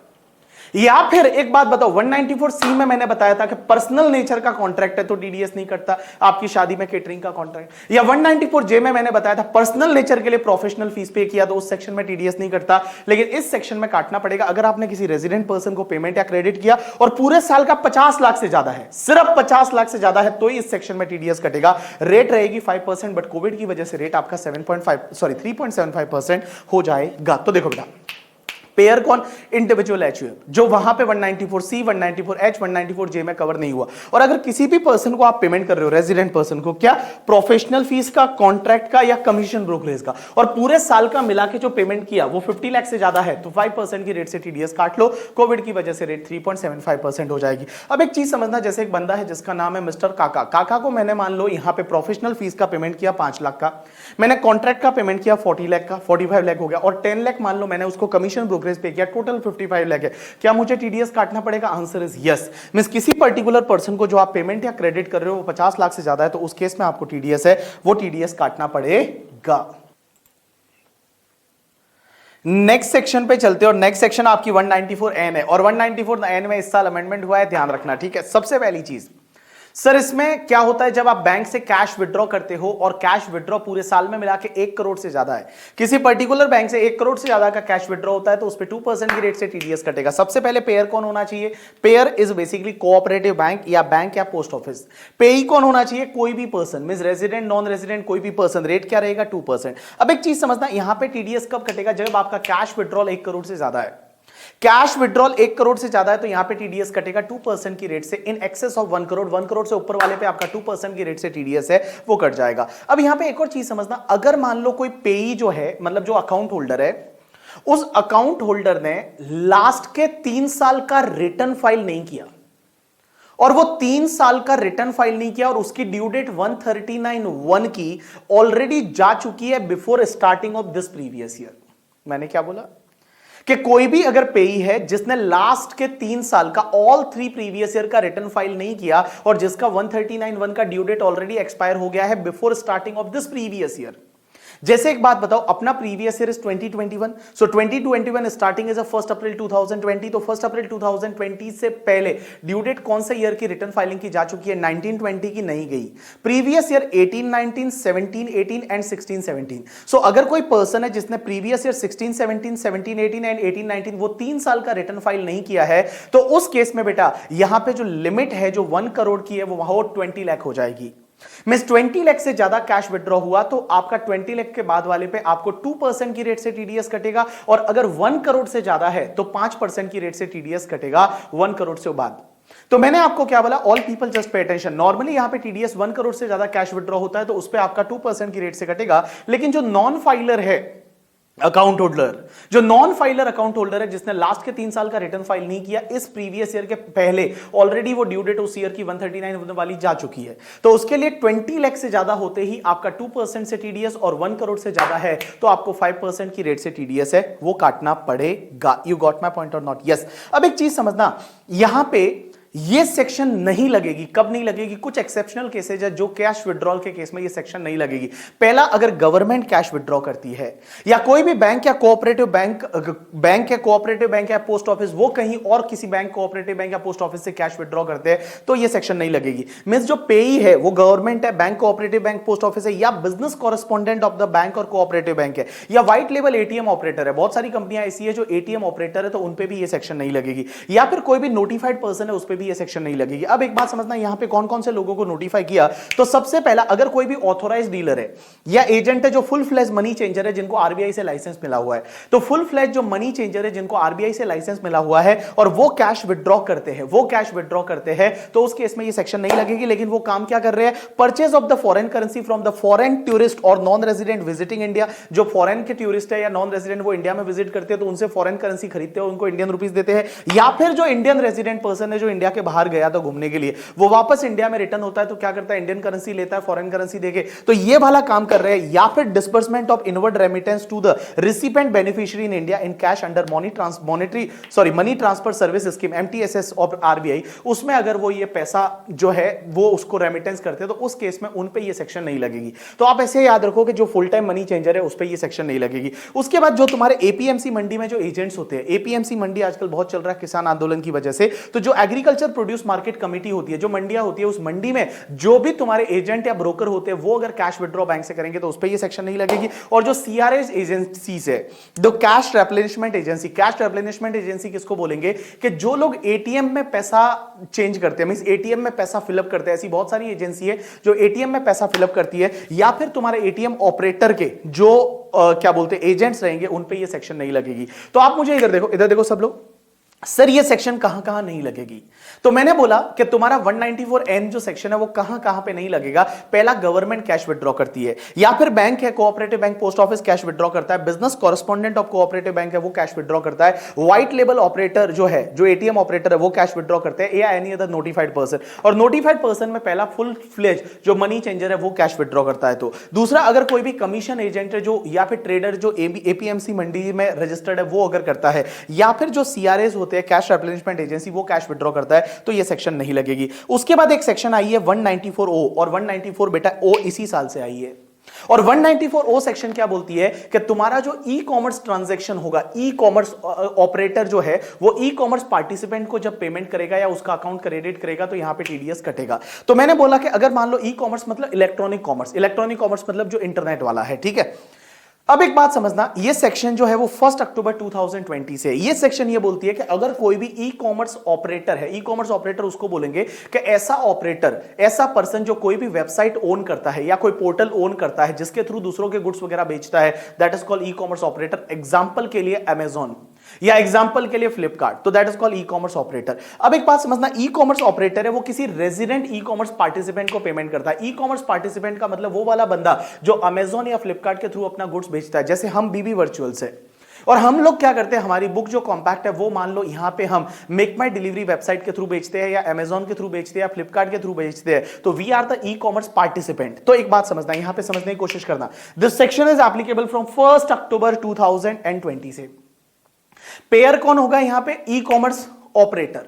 पेई कौन होगा, रेजिडेंट पार्टिसिपेंट। सर यहां पे रेट क्या रहेगी, 1% of the gross amount, 1% of the gross amount पे टीडीएस कटेगा। बट कोविड की वजह से यहां पे रेट है वो तुम्हारी 0.75% हो जाएगी। अब एक बात समझना, 0.75% बिटवीन आपका कब, 14 मई 2020 से लेकर 31 मार्च 2021 तक। लेकिन मैं एक बात बोलूं, जब ये सेक्शन ही 1 अक्टूबर से आई है, ये सेक्शन जो है, ये सेक्शन ही अगर 1 अक्टूबर से आई है तो ऑब्वियसली यहां 1 अक्टूबर 2020 से लेके और 31 मार्च 2021 तक आपका टीडीएस का रेट 0.75% होगा। अब एक और चीज समझना, यहां टीडीएस है वो ग्रॉस अमाउंट पे लेना है। ग्रॉस अमाउंट का मतलब क्या होता है कि जैसे I can take example, Amazon ने हमारी बुक जो सेल की वो 1 करोड़ की सेल की। उन्होंने क्या किया कि 20 लाख, मान लो 20% उनका कमीशन था, वो काटने के बाद 80 लाख का हमको पेमेंट किया। हमारा टीडीएस कितने पे कटेगा, 80 लाख पे या 1 करोड़ पे? राइट आंसर इज 1 करोड़ पे। मींस जो gross amount of the sale और सेल ऑफ गुड्स और सर्विस है, उस ग्रॉस अमाउंट पे यहां पे टीडीएस कटेगा। अब एक और चीज समझना, बहुत बार क्या होता है कि भैया अमेजॉन ने सेल किया 1 करोड़ का, बट 1 करोड़ में से ऑलरेडी 70 लाख हमारे अकाउंट में सीधा कस्टमर से आ गया था। मींस अमेजॉन ने क्या किया, वहां हमारा अकाउंट नंबर डिस्प्ले किया था, तो स्टूडेंट ने क्या किया, वो अकाउंट नंबर से सीधा हमारे अकाउंट में पैसा डाल दिया। 70 लाख ऑलरेडी आ गया, अमेजॉन के पास 30 लाख आया, और 30 लाख में से उन्होंने पूरे 1 करोड़ पे 20 लाख टीडीएस काटने, वो सॉरी कमीशन काटने के बाद हमको 10 लाख का पेमेंट किया। My question to all of you, यहां टीडीएस सिर्फ 30 लाख पे कटेगा, पूरे 1 करोड़ पे कटेगा? राइट आंसर इज पूरे 1 करोड़ पे कटेगा। मींस अगर मान लो कोई कस्टमर है या क्लाइंट है, उससे डायरेक्टली पार्टिसिपेंट को पैसा मिल जाता है, तो लेकिन वो सेल जो यहां फैसिलिटेट करवाई थी, वो यहां पे सेल जो फैसिलिटेट हुई थी वो ई कॉमर्स ऑपरेटर ने करवाई थी, तो इस केस में पूरे ग्रॉस अमाउंट पे टीडीएस है वो कट जाएगा, भले पैसा जो है वो ऑलरेडी कस्टमर से पार्टिसिपेंट को मिल गया है। अब एक चीज समझना, यहां पे टीडीएस नहीं कटेगा एक केस में, अगर कोई ई कॉमर्स पार्टिसिपेंट है, वो ई कॉमर्स पार्टिसिपेंट इंडिविजुअल एचयूएफ है। मिस बीबी वर्चुअल्स है वो इंडिविजुअल एचयूएफ है, मान लो मिस्टर बीबी है, तो ई कॉमर्स पार्टिसिपेंट है वो इंडिविजुअल एचयूएफ है। पूरे साल का सेल जो है उस पार्टिसिपेंट का जो कर रहा है ई कॉमर्स ऑपरेटर, वो 5 लाख से ज्यादा नहीं है, और जो ई कॉमर्स पार्टिसिपेंट है वो अपना पैन नंबर या आधार नंबर दे देता है, तो उस केस में यहां पे टीडीएस काटने की जरूरत नहीं है। तो मैंने क्या बोला, 3 कंडीशन सेटिस्फाइड होगी तो टीडीएस नहीं कटेगा। सबसे पहली चीज, ई कॉमर्स पार्टिसिपेंट है वो कौन है, इंडिविजुअल एचयूएफ है। दूसरा, भैया ई कॉमर्स पार्टिसिपेंट है, उसके लिए जो सेल कर रहा है ई कॉमर्स ऑपरेटर, वो पूरे साल की जो ग्रॉस सेल है करके, ठीक है, वो 5 लाख से ज्यादा नहीं है, 5 लाख से ज्यादा नहीं है। एंड तीसरी चीज, ई कॉमर्स पार्टिसिपेंट अपना जो पैन नंबर है या आधार नंबर दे देता है, तो उस केस में टीडीएस काटने की जरूरत नहीं है। अब एक और चीज समझना, अगर मान लो इस पर्टिकुलर सेक्शन में टीडीएस कट जाता है 194 ओ में, या टीडीएस नहीं कटता due to the limit of that 5 lakh individual HUF वाला, तो उस केस में अगर इस सेक्शन में टीडीएस कट चुका है तो और किसी सेक्शन में टीडीएस नहीं कटेगा। यू गॉट माय पॉइंट और नॉट? यस। उसके बाद में एक सेक्शन होती है 195 सेक्शन ये बोलती है, 195 जो सेक्शन है वो ये बोलती है कि अगर कोई भी पर्सन है वो किसी नॉन रेजिडेंट फॉरेन कंपनी को पेमेंट करता है और नॉन रेजिडेंट फॉरेन कंपनी के हाथ में अगर वो इनकम टैक्सेबल है तो नॉन रेजिडेंट फॉरेन कंपनी का टीडीएस है वो काटना पड़ेगा। कौन सी रेट से? जो भी इनकम टैक्स एक्ट में रेट दे रखी है या फिर तुम्हारा डीटीडब्ल्यूए का rate, which ever is more beneficial है उस रेट से टीडीएस है वो टीडीएस काटना पड़ेगा। उसके बाद सेक्शन 196 ए ये बोलती है कि जो भी इनकम मिलती है यूटीआई म्यूचुअल फंड से, यूटीआई म्यूचुअल फंड से जो इनकम मिलती है वो नॉन रेजिडेंट फॉरेन कंपनी को मिल रही है तो उसमें 20% की रेट से टीडीएस काटना पड़ेगा। 196 बी जो ये बोलती है कि अगर मान लो कोई भी एलटीसीजी होता है या इनकम मिलती है जो 115 एबी में कवर होती है, 115 एबी आप नॉन रेजिडेंट में देखोगे ओफो वाला, overseas foreign like overseas foreign organization, तो उनको अगर मान लो ओवरसीज फाइनेंशियल ऑर्गेनाइजेशन, उनको अगर कोई भी इनकम होती है एलटीसीजी होता है तो उस पर टैक्स जो टीडीएस कटेगा वो 10% की रेट से कटेगा। उसके बाद 196 सी जो सेक्शन होती है वो ये बोलती है कि नॉन रेजिडेंट को अगर मान लो जीडीआर या फिर बॉन्ड्स है उस पर 115 एसी में जो बोला हुआ है उस पर जो इनकम मिलती है वो इनकम जो इंटरेस्ट है उस पर 10% की रेट से टीडीएस है वो 10% की रेट से टीडीएस कट जाएगा। और 196 डी ये बोलती है कि अगर मान लो आप किसी भी एफआईआई को, that is foreign institutional investor को, उनको जो इनकम देते हो तो उस पर डिविडेंड है या फिर इंटरेस्ट है तो उस पर 20% की रेट से टीडीएस कटेगा, लेकिन वो स्पेसिफाइड फंड है तो उस पर 10% की रेट से टीडीएस कटेगा। ये ज्यादा समझ में आएगा जब आप नॉन रेजिडेंट वाला पार्ट समझोगे। अब एक चीज समझना, टीडीएस से रिलेटेड कुछ और इंटरेस्टिंग पार्ट है। सबसे पहली चीज ये कि अगर मान लो कहीं पे भी कोई भी अमाउंट है उसमें सर्विस पे जीएसटी है तो उस पर टीडीएस नहीं कटेगा। मीन जीएसटी अमाउंट पे टीडीएस नहीं कटेगा अगर वो जीएसटी ऑन सर्विस है। जीएसटी ऑन सर्विस का मतलब जैसे प्रोफेशनल फीस है 10 लाख का, उसमें 1,80,000 का जीएसटी है तो टीडीएस कितने पे कटेगा? 11,80,000 और only 10 lakh. Right answer is only 10 lakh पे। अगर पेई है वो central government, state government, RBI या स्टैट्यूटरी कॉर्पोरेशन है या म्यूचुअल फंड है तो उस केस में टीडीएस नहीं कटेगा। अब एक और चीज समझना, अगर मान लो आपकी इनकम टैक्सेबल नहीं है या आपके पुराने बहुत सारे लॉसेज है और इस साल जो भी आपको पैसा मिल रहा है वो पैसा उस पे टीडीएस तो कटेगा, तो बेटर है आप इनकम टैक्स ऑफिसर को बोलो, मींस आप डिपार्टमेंट को बोलोगे सर हमारी इनकम तो ऐसे भी नहीं है या फिर जो मतलब हमारी इनकम है वो पुराने लॉसेज से सेटअप हो जाएगी एंड ऑल, तो सर हमको यहाँ पे टैक्स भरना नहीं आएगा। तो हम आपसे रिक्वेस्ट करते हैं कि प्लीज आप हमको एक सर्टिफिकेट दे दो जिससे कि आगे वाला हमारा टीडीएस नहीं काटे या लोअर रेट से काटे, that is called low rate या नो रेट ऑफ डिडक्शन का सर्टिफिकेट। तो अगर डिपार्टमेंट मुझे ये सर्टिफिकेट दे देता है तो जो भी पेयर रहेगा उसको मैं ये सर्टिफिकेट दूंगा तो पेयर जो है वो मेरा टीडीएस नहीं काटेगा या बहुत ही लो रेट से काटेगा। उसके बाद यहां पे सेक्शन 4 बोलती है कि अगर मान लो आपको इनकम होती है 5 सेक्शन में, मींस ये 5 सेक्शन की नेचर वाली इनकम होती है। कौन कौन सी? या तो 192 ए वाली, 192 है ईपीएफ का पेमेंट, 193 इंटरेस्ट ऑन सिक्योरिटी, 194 है interest other than interest on security, 194 DA life insurance policy का मैच्योरिटी, या 194 आई दैट इज रेंट। मैंने क्या बोला? 192 ए, 193, 194 ए, 194 डीए या 194 आई की इनकम होती है और आपकी इनकम बेसिक एग्जेम्पशन से ज्यादा नहीं है तो आप आगे वाले को एक 15G 15H का डिक्लेरेशन दे सकते हो कि भाई मेरी इनकम बेसिक एग्जेम्पशन से ज्यादा नहीं है तो मेरे को टैक्स तो आएगा नहीं तो प्लीज मेरा टीडीएस मत काटो, तो उस केस में वो आपका टीडीएस नहीं काटेगा अगर आपको ये 5 सेक्शन की इनकम होती है। 192 ए, 193, 194 ए, 195, 194 डीए एंड 194 आई, अगर ये 5 सेक्शन की इनकम होती है तो आप डिक्लेरेशन दे सकते हो। नॉर्मल केस में 15G और अगर कोई सीनियर सिटीजन है तो 15H देगा। लेकिन एक बात समझना, यहां पे जो आपको इनकम मिल रही है ना वो income itself is more then basic exemption. जो आपको इनकम मिल रही है वो income itself is more then basic exemption. जैसे मान लो मेरी मम्मा है और मम्मा सीनियर सिटीजन नहीं है, मम्मा का बेसिक एग्जेम्पशन 2.5 लाख है, मम्मा को बैंक से इंटरेस्ट मिल रहा है 3 लाख का, बट उन्होंने एलआईसी में पैसा डाल दिया तो टैक्स तो कुछ आ नहीं रहा है बिकॉज इनकम बेसिक एग्जेम्पशन से कम है। क्या मम्मा डिक्लेरेशन दे सकती है? आंसर इज नो, नहीं दे सकती। मींस जो आपको इनकम मिल रही है that income itself is more then basic exemption, भले आपका net taxable income basic exemption से कम है तो यहां पे आपने जो डिक्लेरेशन दोगे वो एक्सेप्ट नहीं की जाएगी। लेकिन इसका एक एक्सेप्शन है सीनियर सिटीजन।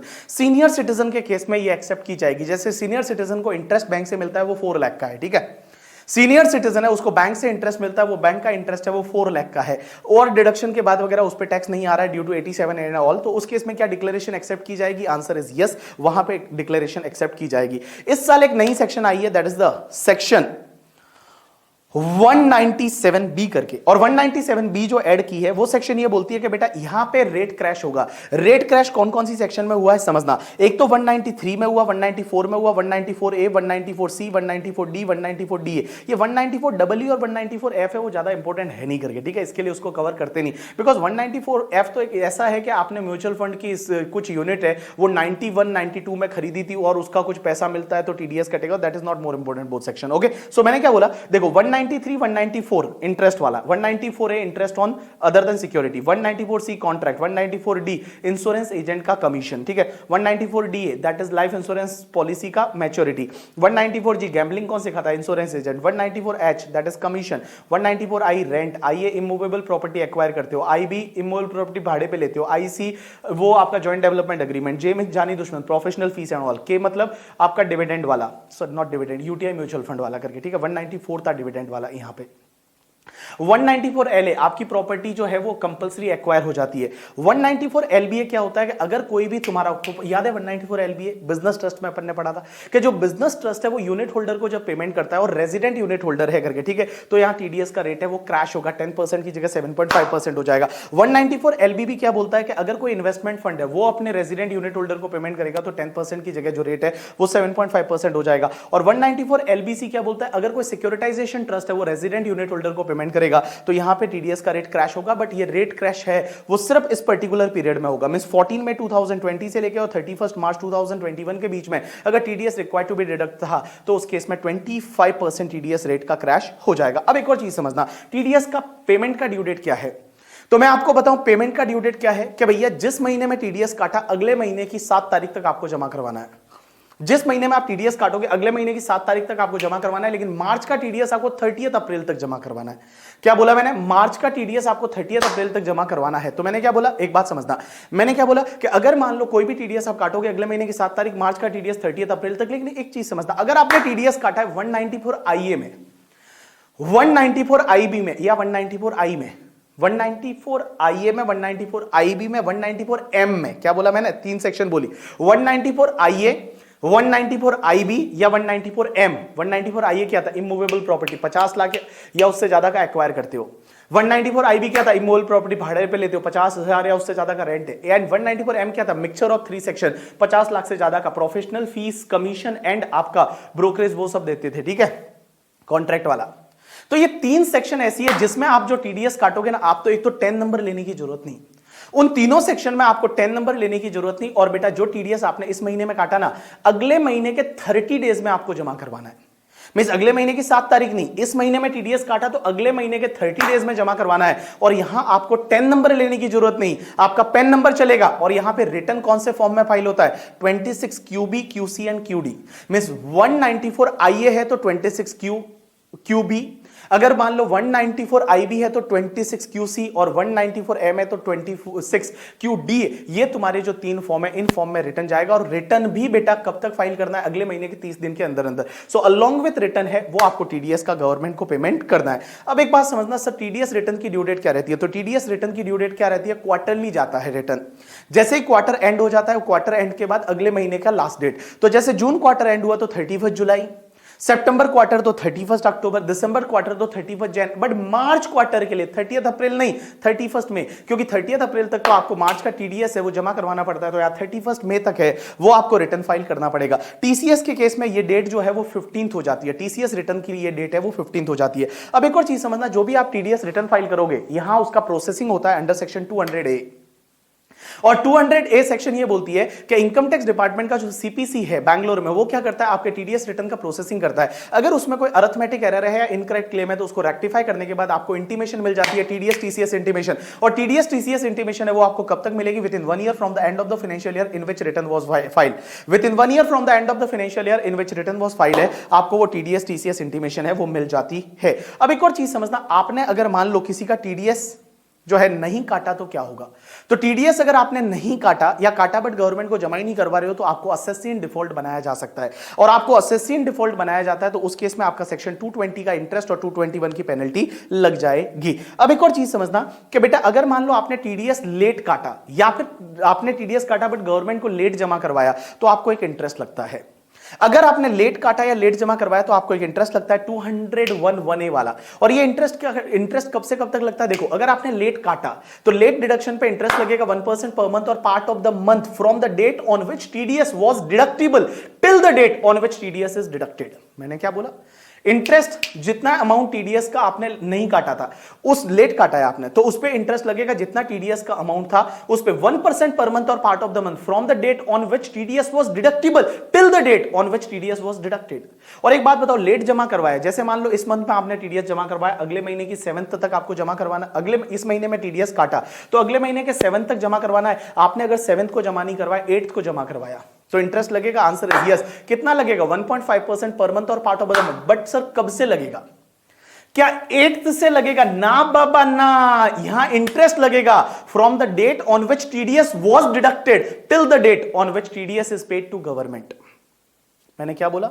लेट डिपॉजिट करवाया, इंटरेस्ट लगेगा 1.5% पर मंथ और part of the month from the date on which TDS deducted till the date on which TDS is paid to government. Mean जिस दिन टीडीएस काटा उस दिन से लेकर जिस दिन आपने टीडीएस गवर्नमेंट को जमा करवाया उस दिन तक आपको इंटरेस्ट लगेगा 1.5% पर मंथ और पार्ट ऑफ द मंथ। अब एक बात समझना, टीडीएस रिटर्न अगर आप गवर्नमेंट को लेट फाइल करते हो तो उसमें 200 रुपया पर डे का आपको फीस लगेगा। तो जितने दिन का डिले है उसमें 200 रुपया पर डे का फीस लगेगा अंडर सेक्शन 234E। अब एक और चीज समझना, क्या आपको पता पीजीबीपी में मैंने एक कंसेप्ट पढ़ाया था कि अगर मान लो आपने टीडीएस नहीं काटा, सपोज हमने किसी को पेमेंट किया, हमने टीडीएस नहीं काटा, गलती हो गई, बट आगे वाला बंदा बड़ा ईमानदार है, उसने क्या किया, उस इनकम को अपनी इनकम में कंसीडर कर लिया, उसने अपना रिटर्न फाइल कर दिया, जो टैक्स आता था वो पे कर दिया, और हम एक चार्टर्ड अकाउंटेंट से एक फॉर्म लाके दे देते हैं under section 20 under form number 26A करके एक फॉर्म होता है। वो फॉर्म हम अगर चार्टर्ड अकाउंटेंट से लाके दे देते हैं तो उस केस में हम असेसी इन डिफॉल्ट नहीं माने जाएंगे। और भैया वो खर्चा भी हमको पता 30% 100% पीजीबीपी सेक्शन 40 में अलाउ हो जाता था। कब अलाउ होता था? जब आगे वाले ने अपना रिटर्न फाइल कर दिया। लेकिन वहां पे सेक्शन 2011A का इंटरेस्ट भी लगेगा। कब से? जिस दिन 1% पर मंथ और part of the month from the date on which TDS was deductable till the date on which payee file the return. मतलब जिस दिन पेई ने अपना रिटर्न फाइल किया उस दिन तक आपको 1% पर मंथ और पार्ट ऑफ द मंथ जितना टीडीएस नहीं काटा था उस पर इंटरेस्ट लग जाएगा। यू गॉट माई पॉइंट और not? Yes. So this is the completion of yes people. अब अपन चालू करते हैं टीसीएस। टीसीएस का मतलब होता है टैक्स कलेक्शन एट सोर्स। अब एक चीज समझना, कुछ गुड्स का सेल होता है और सेल के केस में सेलर क्या करेगा? बायर से टैक्स कलेक्ट करेगा। सेलर क्या करेगा? बायर है, वो बायर से टैक्स कलेक्ट करेगा, दैट इज कॉल्ड टीसीएस। अब एक चीज समझना, टीसीएस कब कलेक्ट करना है? तो टीसीएस कलेक्ट करना है either at the time of debiting the party और receive the payment whichever is earlier. या तो जो पेमेंट पैसा मिलता है तब, या फिर debiting the party whichever is earlier. लेकिन इसके दो एक्सेप्शन है, एक तो तुम्हारा 2061F वाला, दैट इज मोटर व्हीकल के केस में, और एक तुम्हारा 2061H वाला। H वाला मतलब वो सेल ऑफ गुड्स इस साल से आया 50 लाख से ज्यादा वाला। ये दो केस ऐसे हैं जिसमें आपको टीसीएस कलेक्ट करना है only at the time of receipt of payment. Only at the time of the receipt of payment है वो आपको टीसीएस है वो कलेक्ट करना। तो मैंने क्या बोला, सब केसेस में टीसीएस कब कलेक्ट करोगे? Eight the time of debiting the party और पेमेंट रिसीव होता है व्हिचएवर इज अर्लियर। बट दो उसके एक्सेप्शन है, एक तो तुम्हारा 2061F वाला मोटर व्हीकल वाला, और दूसरा तुम्हारा 1H वाला, that is sale of goods 50 lakh से ज्यादा वाला। उसमें जब कंसिडरेशन मिलेगा तभी आपको टीसीएस है वो कलेक्ट करना है। अब क्वेश्चन यह आता है कि सर टीसीएस है वो कौन कौन से गुड्स पे लगता है? तो सबसे पहला alcoholic liquor for human consumption. Alcoholic liquor for human consumption, बेवड़े लोगों के पीने का दारू, उस पे टीसीएस लगेगा 1% की रेट से। दूसरा तेंदू लीव्स मतलब बीड़ी पत्ता, उस पे 5% की रेट से। Timber and any other product है उस पे आपका 2.5% की रेट से। स्क्रैप पे आपका 1%, मिनरल बीइंग कोल, लिग्नाइट और आयरन ओर है उस पे 1%, एंड मोटर व्हीकल है उस पे 1% की रेट से टीसीएस आएगा। तो देखो बेटा, alcoholic liquor for human consumption 1%, tendu leaves 5%, timber and forest product 2.5%, scrap पे 1%, मिनरल कोल, लिग्नाइट एंड तुम्हारा आयरन ओर उस पे 1%, मोटर व्हीकल पे 1%। अब एक बात समझना, कोविड की वजह से रेट चेंज हुई और 14 मई 2020 से लेकर और 31 मार्च 2021 तक आपका जो टीसीएस का रेट है वो कहां पे चेंज हुआ? Alcoholic liquor for human consumption में कोई भी चेंज नहीं है, पहले भी 1% था, कोविड पीरियड में भी 1% है, बट बाकी सब जगह है वो 75% हो गया। मींस यहां तेंदू लीव्स में आपका 3.75 हो गया, 2.5 की जगह 1.875 हो गया, 1% की जगह 0.75, और यहां पे तीनों जगह आपका 0.75 हो गया। अब एक और चीज समझना, मोटर व्हीकल के केस में आपका टीसीएस तभी कलेक्ट होगा जब सेल वैल्यू है वो 10 लाख से ज्यादा है। में single transaction sale value 10 lakh से ज्यादा है तो उस केस में ही टीसीएस कलेक्ट होगा, अदरवाइज टीसीएस कलेक्ट नहीं होगा। अब एक और चीज समझना, बायर है अगर वो गवर्नमेंट है, एम्बेसीज है, कॉन्सुलेट है, हाई कमीशन है, तो उस केस में टीसीएस कलेक्ट करने की जरूरत नहीं है। अब एक और चीज समझना, टीसीएस है वो लीज एंड लाइसेंस के केस में लगता है। 3 चीजों का लीज एंड लाइसेंस, किस किस चीज का? या तो पार्किंग लॉट का, या toll plaza, mine and quarry. तो parking lot, toll plaza, mine and quarry, उसका अगर लीज एंड लाइसेंस होता है तो वहां पे भी टीसीएस आएगा 2% की रेट से। लीज के केस में भी भैया यहां पे जो लेसी रहेगा करके, ठीक है, वो लेसी क्या करेगा, जब भी लीज का रेंट का पेमेंट करेगा लेसर को, तो वो वहां पे टीसीएस भी अपना देगा और 2% की रेट से टीसीएस लगेगा। कोविड की वजह से यहां पे आपका रेट है वो 1.5% हो जाएगा। और एक बात समझना, माइंस के केस में भी, या माइंस का लीज एंड लाइसेंस है वहां टीसीएस लगेगा, लेकिन मिनरल ऑयल्स की माइन को छोड़ के। अब एक और चीज समझना, यहां 1 से लेके 5 तक के ये जो गुड्स है ना, ये वाले गुड्स जो है अगर आप पर्सनल पर्पस के लिए खरीदते हो, आपका ए से लेके ई तक का, एफ नहीं, अगर ये पर्सनल यूज के लिए खरीदते हो तो उस केस में टीसीएस नहीं आएगा। जैसे आप मान लो 100 रुपए की दारू खरीदते हो, तो क्या आप अपना 1% टीसीएस दोगे? आंसर इज नो, वहां पे टीसीएस देने की जरूरत नहीं। लेकिन मोटर व्हीकल आप अगर पर्सनल पर्पस के लिए खरीदते हो तो भी आपका टीसीएस है वो टीसीएस आएगा। यू गॉट माई पॉइंट और नॉट? यस। अब एक और चीज समझना, ये जो गुड्स दे रखे हैं ना, ये गुड्स अगर आप खरीदते हो और आप रेजिडेंट पर्सन हो और आप ये डिक्लेरेशन देते हो कि ये जो गुड्स है मैं इलेक्ट्रिसिटी जनरेट करने में यूज करने वाला हूं या किसी और गुड्स के प्रोडक्शन में यूज करने वाला हूं, जैसे alcoholic liquor for human consumption है वो आप मेडिसिन बनाने में यूज करने वाले हो, तो आप ये डिक्लेरेशन देते हो, तो उस केस में आपका टीसीएस है वो टीसीएस कलेक्ट नहीं होगा। अब एक और चीज समझना, अगर मान लो जो भी तुम्हारा पेई है यहां पे, ठीक है, पेई का मतलब कौन होता है? जिसको पेमेंट किया जाता है। पेयर कौन होता है? जो पेमेंट करता है। तो यहां पे एक बात समझना, जब मैं बोलूंगा कलेक्टी जो है, वो कलेक्टी जो है जिससे पेमेंट कलेक्ट किया जा रहा है, मींस कुल मिला के बायर बोल देता हूं थोड़ी देर के लिए, बायर को अपना पेन नंबर देना पड़ेगा सेलर को। बायर जो होगा वो अपना पेन नंबर देगा सेलर को। अगर उसने अपना पेन नंबर नहीं दिया तो टीसीएस कौन सी रेट से कटेगा पता है? टीसीएस है वो कौन सी रेट से कलेक्ट होगा? जो भी रेट है उसका डबल या 5%, विचएवर इज हायर। जो भी रेट है उसका डबल या 5%, विचएवर इज हायर। जैसे I can take a example, मैंने मोटर व्हीकल खरीदा और मोटर कार खरीदा, मैंने मेरा पेन नंबर नहीं दिया, तो उस केस में मेरा टीसीएस वो कौन सी रेट से सेलर कलेक्ट करेगा पता है? 1% मल्टीप्लाई बाय 2 कम्स टू 2% और 5%, whichever is higher is a 5%। But मान लो तेंदू लीव्स मैंने खरीदा और तेंदू लीव्स मैंने खरीदा, तो उस केस में टीसीएस कौन सी रेट से कलेक्ट होगा? 5% multiply by 2 comes to the 10%। तो 10% और 5% हायर कम्स टू 10%, तो 10% की रेट से टीसीएस है वो आ जाएगा। अब एक चीज समझना, मोटर व्हीकल से रिलेटेड एक सर्कुलर है कि मोटर व्हीकल में ये जो है, क्या लग्जरी व्हीकल पे ही टीसीएस आएगा? Answer is no. यहां लग्जरी नहीं, कोई भी मोटर व्हीकल 10 लाख से ज्यादा वाला है वहां पे आपका 1% की रेट से टीसीएस आएगा। अब एक और चीज समझना, यहां पे कि जब मैन्युफैक्चरर डीलर को मोटर व्हीकल बेचेगा, जो मैन्युफैक्चरर है वो डीलर को मोटर व्हीकल बेचेगा, तो क्या टीसीएस आएगा? Answer is no. यहां पे सिर्फ रिटेल सेल होती है मोटर व्हीकल की, वहीं पे आपका टीसीएस है वो टीसीएस आएगा। अब एक और चीज समझना, कंसिडरेशन अगर कैश या चेक में, उससे कोई फर्क नहीं पड़ता भैया, कैश या चेक है, 10 लाख से ज्यादा है टीसीएस आएगा। अब एक और चीज समझना, आज मैंने 10 लाख की कार खरीदी, कल वापस 10 लाख की खरीदी, परसों वापस 10 लाख की खरीदी, तो 3-10-10 लाख की कार खरीदी, मोर देन 10 लाख नहीं है, क्या टीसीएस आएगा? आंसर इज नो, नहीं आएगा। बस पूरे साल की सेल को एग्रीगेट नहीं करने का, यहां पे सिंगल सेल देखना पड़ेगा। अगर सिंगल सेल आपका 10 लाख से ज्यादा है तो ही टीसीएस आएगा। उसके बाद में एक और चीज समझना, एक नई सेक्शन आई है 206C1G। क्या बोला? 206C1G। मेरी तरफ ध्यान दो, इधर देखो, मेरी तरफ देखो। अगर कोई भी डीलर है जो कि इंडिया के बाहर पैसा रेमिट करता है, डीलर मतलब बैंक्स वगैरह होती है ना, दैट इज कॉल्ड डीलर। तो अगर कोई डीलर है, ऑथोराइज डीलर है, वो क्या करता है? किसी भी पर्सन से पैसा लेता है, और वो किस लिए लेता है? इंडिया के बाहर रेमिट करना है under LRS scheme, that is liberalise remittance scheme, जो आरबीआई का है। तो अगर वो किसी भी पर्सन से पैसा लेता है इंडिया के बाहर रेमिट करने के लिए, और वो पैसा जो है वो पूरे साल में 7 लाख रुपए से ज्यादा है, 7 लाख से ज्यादा है, तो जो भी इन एक्सेस ऑफ 7 लाख वाला अमाउंट है उस पर वो 5% की रेट से टीसीएस कलेक्ट करेगा। तो मैंने क्या बोला? All people just pay attention, मेरी तरफ देखो, मेरी तरफ देखो। अगर कोई ऑथोराइज डीलर है, वो किसी भी पर्सन से पैसा लेता है, ठीक है, और किस लिए? इंडिया के बाहर रेमिट करने के लिए अंडर एलआरएस स्कीम, और वो 7 लाख से ज्यादा है, तो इन एक्सेस ऑफ 7 लाख पे 5% की रेट से टैक्स कलेक्ट करेगा। जैसे मान लो एक डीलर है, जैसे आईसीआईसीआई बैंक है, उसने किसी से कलेक्ट किया 10 लाख, तो 10 लाख कलेक्ट किया, तो 3 लाख पे 5% की रेट से टीसीएस है वो आ जाएगा। अब एक और चीज समझना, जो पैसा कलेक्ट किया जा रहा है वो पैसा अगर एजुकेशनल लोन वाला है, मींस आगे वाले ने एजुकेशनल लोन लिया था और वो एजुकेशनल लोन वाला पैसा इंडिया के बाहर रेमिट किया जा रहा है, तो यहां पे टीसीएस का रेट 5% की जगह 0.5% होगा। टीसीएस का रेट है वो 5% की जगह 0.5% होगा। अब एक और चीज समझना, ये जो सेक्शन है, ये सेक्शन है वो 1 अक्टूबर 2020 से आई है, और यहां पे रेट क्रैश नहीं है। यहां पे 75% वाला जो रेट है वो ऐसा नहीं है कि 75% रेट लगेगा, 5 मतलब 5 और 0.5 मतलब 0.5। अब एक और चीज समझना, अगर कोई सेलर है, उसने किसी को ओटीपीपी बेचा, क्या बेचा? OTPP. OTPP means overseas tour programme package, जो फॉरेन हनीमून पैकेज वगैरह बेचते हैं, घूमने के पैकेज वगैरह, दैट इज कॉल्ड ओटीपीपी। तो अगर कोई सेलर है जिसने बायर को ओटीपीपी बेचा, तो यहां पे बायर से वो 5% है वो टीसीएस कलेक्ट करेगा। कितना? 5% टीसीएस। यहां पे वो 7 लाख का लिमिट नहीं है, वो एलआरएस वाली स्कीम में 7 लाख का लिमिट था, यहां पे 5%, वो 7 लाख का लिमिट नहीं है। तो देखो दो पार्ट है यहां पे, इधर देखो मेरी तरफ देखो। अगर कोई भी ऑथोराइज डीलर है वो किसी भी पर्सन से एलआरएस स्कीम में इंडिया के बाहर रेमिट करने के लिए 7 लाख से ज्यादा कलेक्ट करता है, तो जो भी इन एक्सेस ऑफ 7 लाख रहेगा उस पे 5% की रेट से टीसीएस कलेक्ट करेगा। जो इन एक्सेस ऑफ 7 लाख है उस पे 5% की रेट से टीसीएस कलेक्ट करेगा। अगर वो एजुकेशनल लोन वाला पैसा था तो सिर्फ 0.5% की रेट से टीसीएस कलेक्ट करेगा।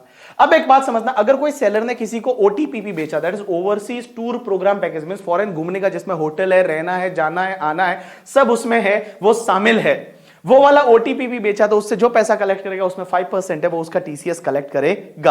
अब एक और चीज समझना, ये सेक्शन नहीं लगेगी अगर जो बायर है उस बायर ने अगर टीडीएस काट लिया। अगर बायर जब सेलर को पेमेंट कर रहा है उसने अगर टीडीएस काट लिया, जैसे मान लो मैंने ओटीपीपी खरीदा मेरे बिजनेस के लिए, मैंने अंडर सेक्शन 194C कॉन्ट्रैक्ट में टीडीएस काट लिया, तो उस केस में बेटा टीसीएस है वो टीसीएस नहीं लगेगा। या फिर जो बायर है वो अपनी central government, state government, embassy, high commission, legation commission, consulate, trade representation है, तो उस केस में ये सेक्शन है, ये सेक्शन नहीं लगे। कि यू गॉट माई पॉइंट और नॉट? यस। अब एक और चीज समझना, एक सेक्शन होती है 206C1H। ये सेक्शन क्या बोलती है? बड़ी सिंपल है, all people just pay attention. इधर देखो मेरी तरफ देखो। अगर कोई सेलर है जो गुड सेल करता है, लास्ट ईयर का टर्नओवर 10 करोड़ से ज्यादा है। मैंने क्या बोला? कोई सेलर है जिसका लास्ट ईयर का टर्नओवर 10 करोड़ से ज्यादा है। कोई सेलर है जिसका लास्ट ईयर का टर्नओवर किससे ज्यादा है? 10 करोड़ से ज्यादा है। लास्ट ईयर का टर्नओवर 10 करोड़ से ज्यादा है सेलर का, और वो उसने इस प्रीवियस ईयर में अगर किसी को गुड सेल किया जो 50 लाख रुपए से ज्यादा है, तो जब भी वो कंसिडरेशन कलेक्ट करेगा तो इन एक्सेस ऑफ 50 लाख, जो इन एक्सेस ऑफ 50 लाख का कंसिडरेशन रहेगा, इन एक्सेस ऑफ 50 लाख, उस पे बेटा इन एक्सेस ऑफ 50 लाख पे 0.1% की रेट से टीसीएस कलेक्ट करेगा। तो मैंने क्या बोला? इधर देखो मेरी तरफ देखो, सेक्शन 206C1H क्या बोलता है? अगर कोई भी सेलर है जिसका लास्ट ईयर का टर्नओवर 10 करोड़ से ज्यादा है, लास्ट ईयर का टर्नओवर है वो 10 करोड़ से ज्यादा है, और वो क्या करता है? सेल करता है गुड्स, सर्विस नहीं है, गुड्स का सेल करता है किसी को, और 50 लाख से ज्यादा इस साल में सेल है, तो उसका जो कंसिडरेशन कलेक्ट होगा इन एक्सेस ऑफ 50 लाख पे बेटा 0.1% की रेट से टीसीएस आएगा। लेकिन कोविड की वजह से यहां पे रेट है वो 0.1% की जगह 0.075% हो जाएगी। जो कोविड की वजह से ये रेट है ये 0.075% है, वो हो जाएगी। You got my point or not? Yes। अब एक और चीज समझना, अगर यहां पे बायर ने अपना पेन नंबर नहीं दिया, तो बायर ने पेन नंबर नहीं दिया तो टीसीएस की रेट क्या हो जाएगी? डबल और 5% whichever is higher. Double means आपका 0.1% की जगह 0.2% और 5% विच एवर इज हायर, लेकिन यहां 5% नहीं, यहां 1% आएगा। यहां 5% की जगह बेटा 1% आ जाएगा इस सेक्शन में। तो इस सेक्शन में अगर बायर ने अपना पेन नंबर नहीं दिया तो 1% की रेट से टीसीएस आएगा instead of the 0.1%। You got my point और नॉट? यस। अब एक और चीज समझना, यहां पे अगर बायर है वो central government, state government, embassy, high commission या कॉन्सुलेट, स्टेट रिप्रेजेंटेशन है, तो ये सेक्शन नहीं लगेगी। दूसरी चीज, अगर मान लो कोई भी गुड्स है वो आप इंपोर्ट कर रहे हो इंडिया के बाहर से, इंडिया के बाहर से इंपोर्ट कर रहे हो, तो ऑब्वियसली इस केस में ये सेक्शन नहीं लगेगी। उसके बाद अगर मान लो कोई भी गुड्स है वो एक्सपोर्ट किया तो फॉरेनर से पैसा मिल रहा है, अगर आपने एक्सपोर्ट किया और फॉरेनर से पैसा मिल रहा है तो उस केस में ये सेक्शन है, ये सेक्शन नहीं लगेगी। और एक और चीज समझना, अगर बायर ने टीडीएस काट लिया है तो उस केस में टीसीएस नहीं लगेगा। अगर बायर ने पेमेंट करते टाइम टीडीएस काट लिया है तो उस केस में टीसीएस नहीं लगेगा। This is the completion of this topic. उसके बाद ये फेसलेस कलेक्शन एंड रिकवरी वाला जो अमेंडमेंट है वो आपके असेसमेंट वाले पार्ट में होता है कि भैया अभी फ्यूचर में जाके हर चीज है वो फेसलेस होने वाली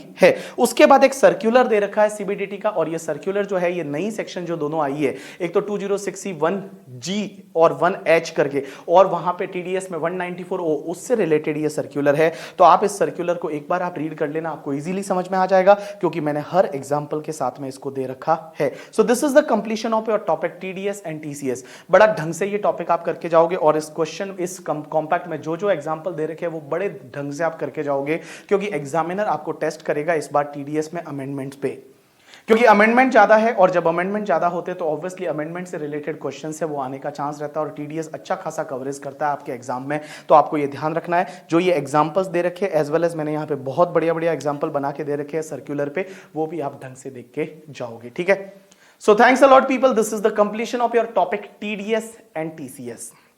बाकी आगे क्या बोलूं, एग्जाम का टाइम टेबल आ चुका है मई एग्जाम वालों के लिए, जो मई 2021 में अपीयर कर रहे हैं उनके लिए एग्जाम के लिए टाइम टेबल आ चुका है। अब बेटा प्रिपेयर हो जाओ और भैया 100% देना चालू कर दो करके, ठीक है, बिकॉज एग्जाम का टाइम टेबल आ गया है। अब अपना टाइम टेबल ढंग से बनाओ और उस टाइम टेबल में कोई भी फ्लेक्सिबिलिटी मत लाओ और जितना टारगेट होता है उस टारगेट को अचीव करो, छोटे छोटे सेलिब्रेशन करो। टारगेट अचीव करने के बाद अपने आप को ये चैलेंज रखो कि भैया चलो आज अगर मान लो ये टारगेट अचीव हो गया करके, ठीक है, तो मैं ये करूंगा, मैं कहीं पे मान लो 1 घंटे के लिए टाइम पास करूंगा या 1 घंटे के लिए मैं घूमने जाऊंगा या अपने आप को मैं ट्रीट दूंगा, ठीक है। तो समथिंग लाइक दैट आप ऐसे अपने छोटे छोटे टारगेट्स बनाया करो कि चलो मैं 2 दिन के अंदर अंदर ये टॉपिक निपटा देता हूं, जैसे ही 2 दिन में हो जाता है मैं वहां आइसक्रीम खाने जाऊंगा, ठीक है।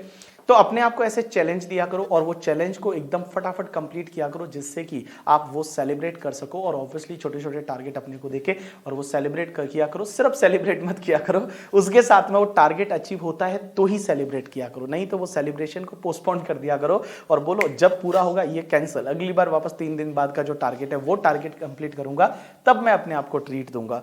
तो वैसा करके और आगे बढ़ा करो, ठीक है। So thanks a lot people, आज के लिए इतना बहुत है। बस आप पढ़ाई करते रहो और बस फटाफट पास हो जाओ और सीए बन जाओ, और पास हो जाओगे तो बहुत अच्छा होगा, मजा आएगा करके, ठीक है, और हम लोग मिलते रहेंगे। Thank you, thanks a lot.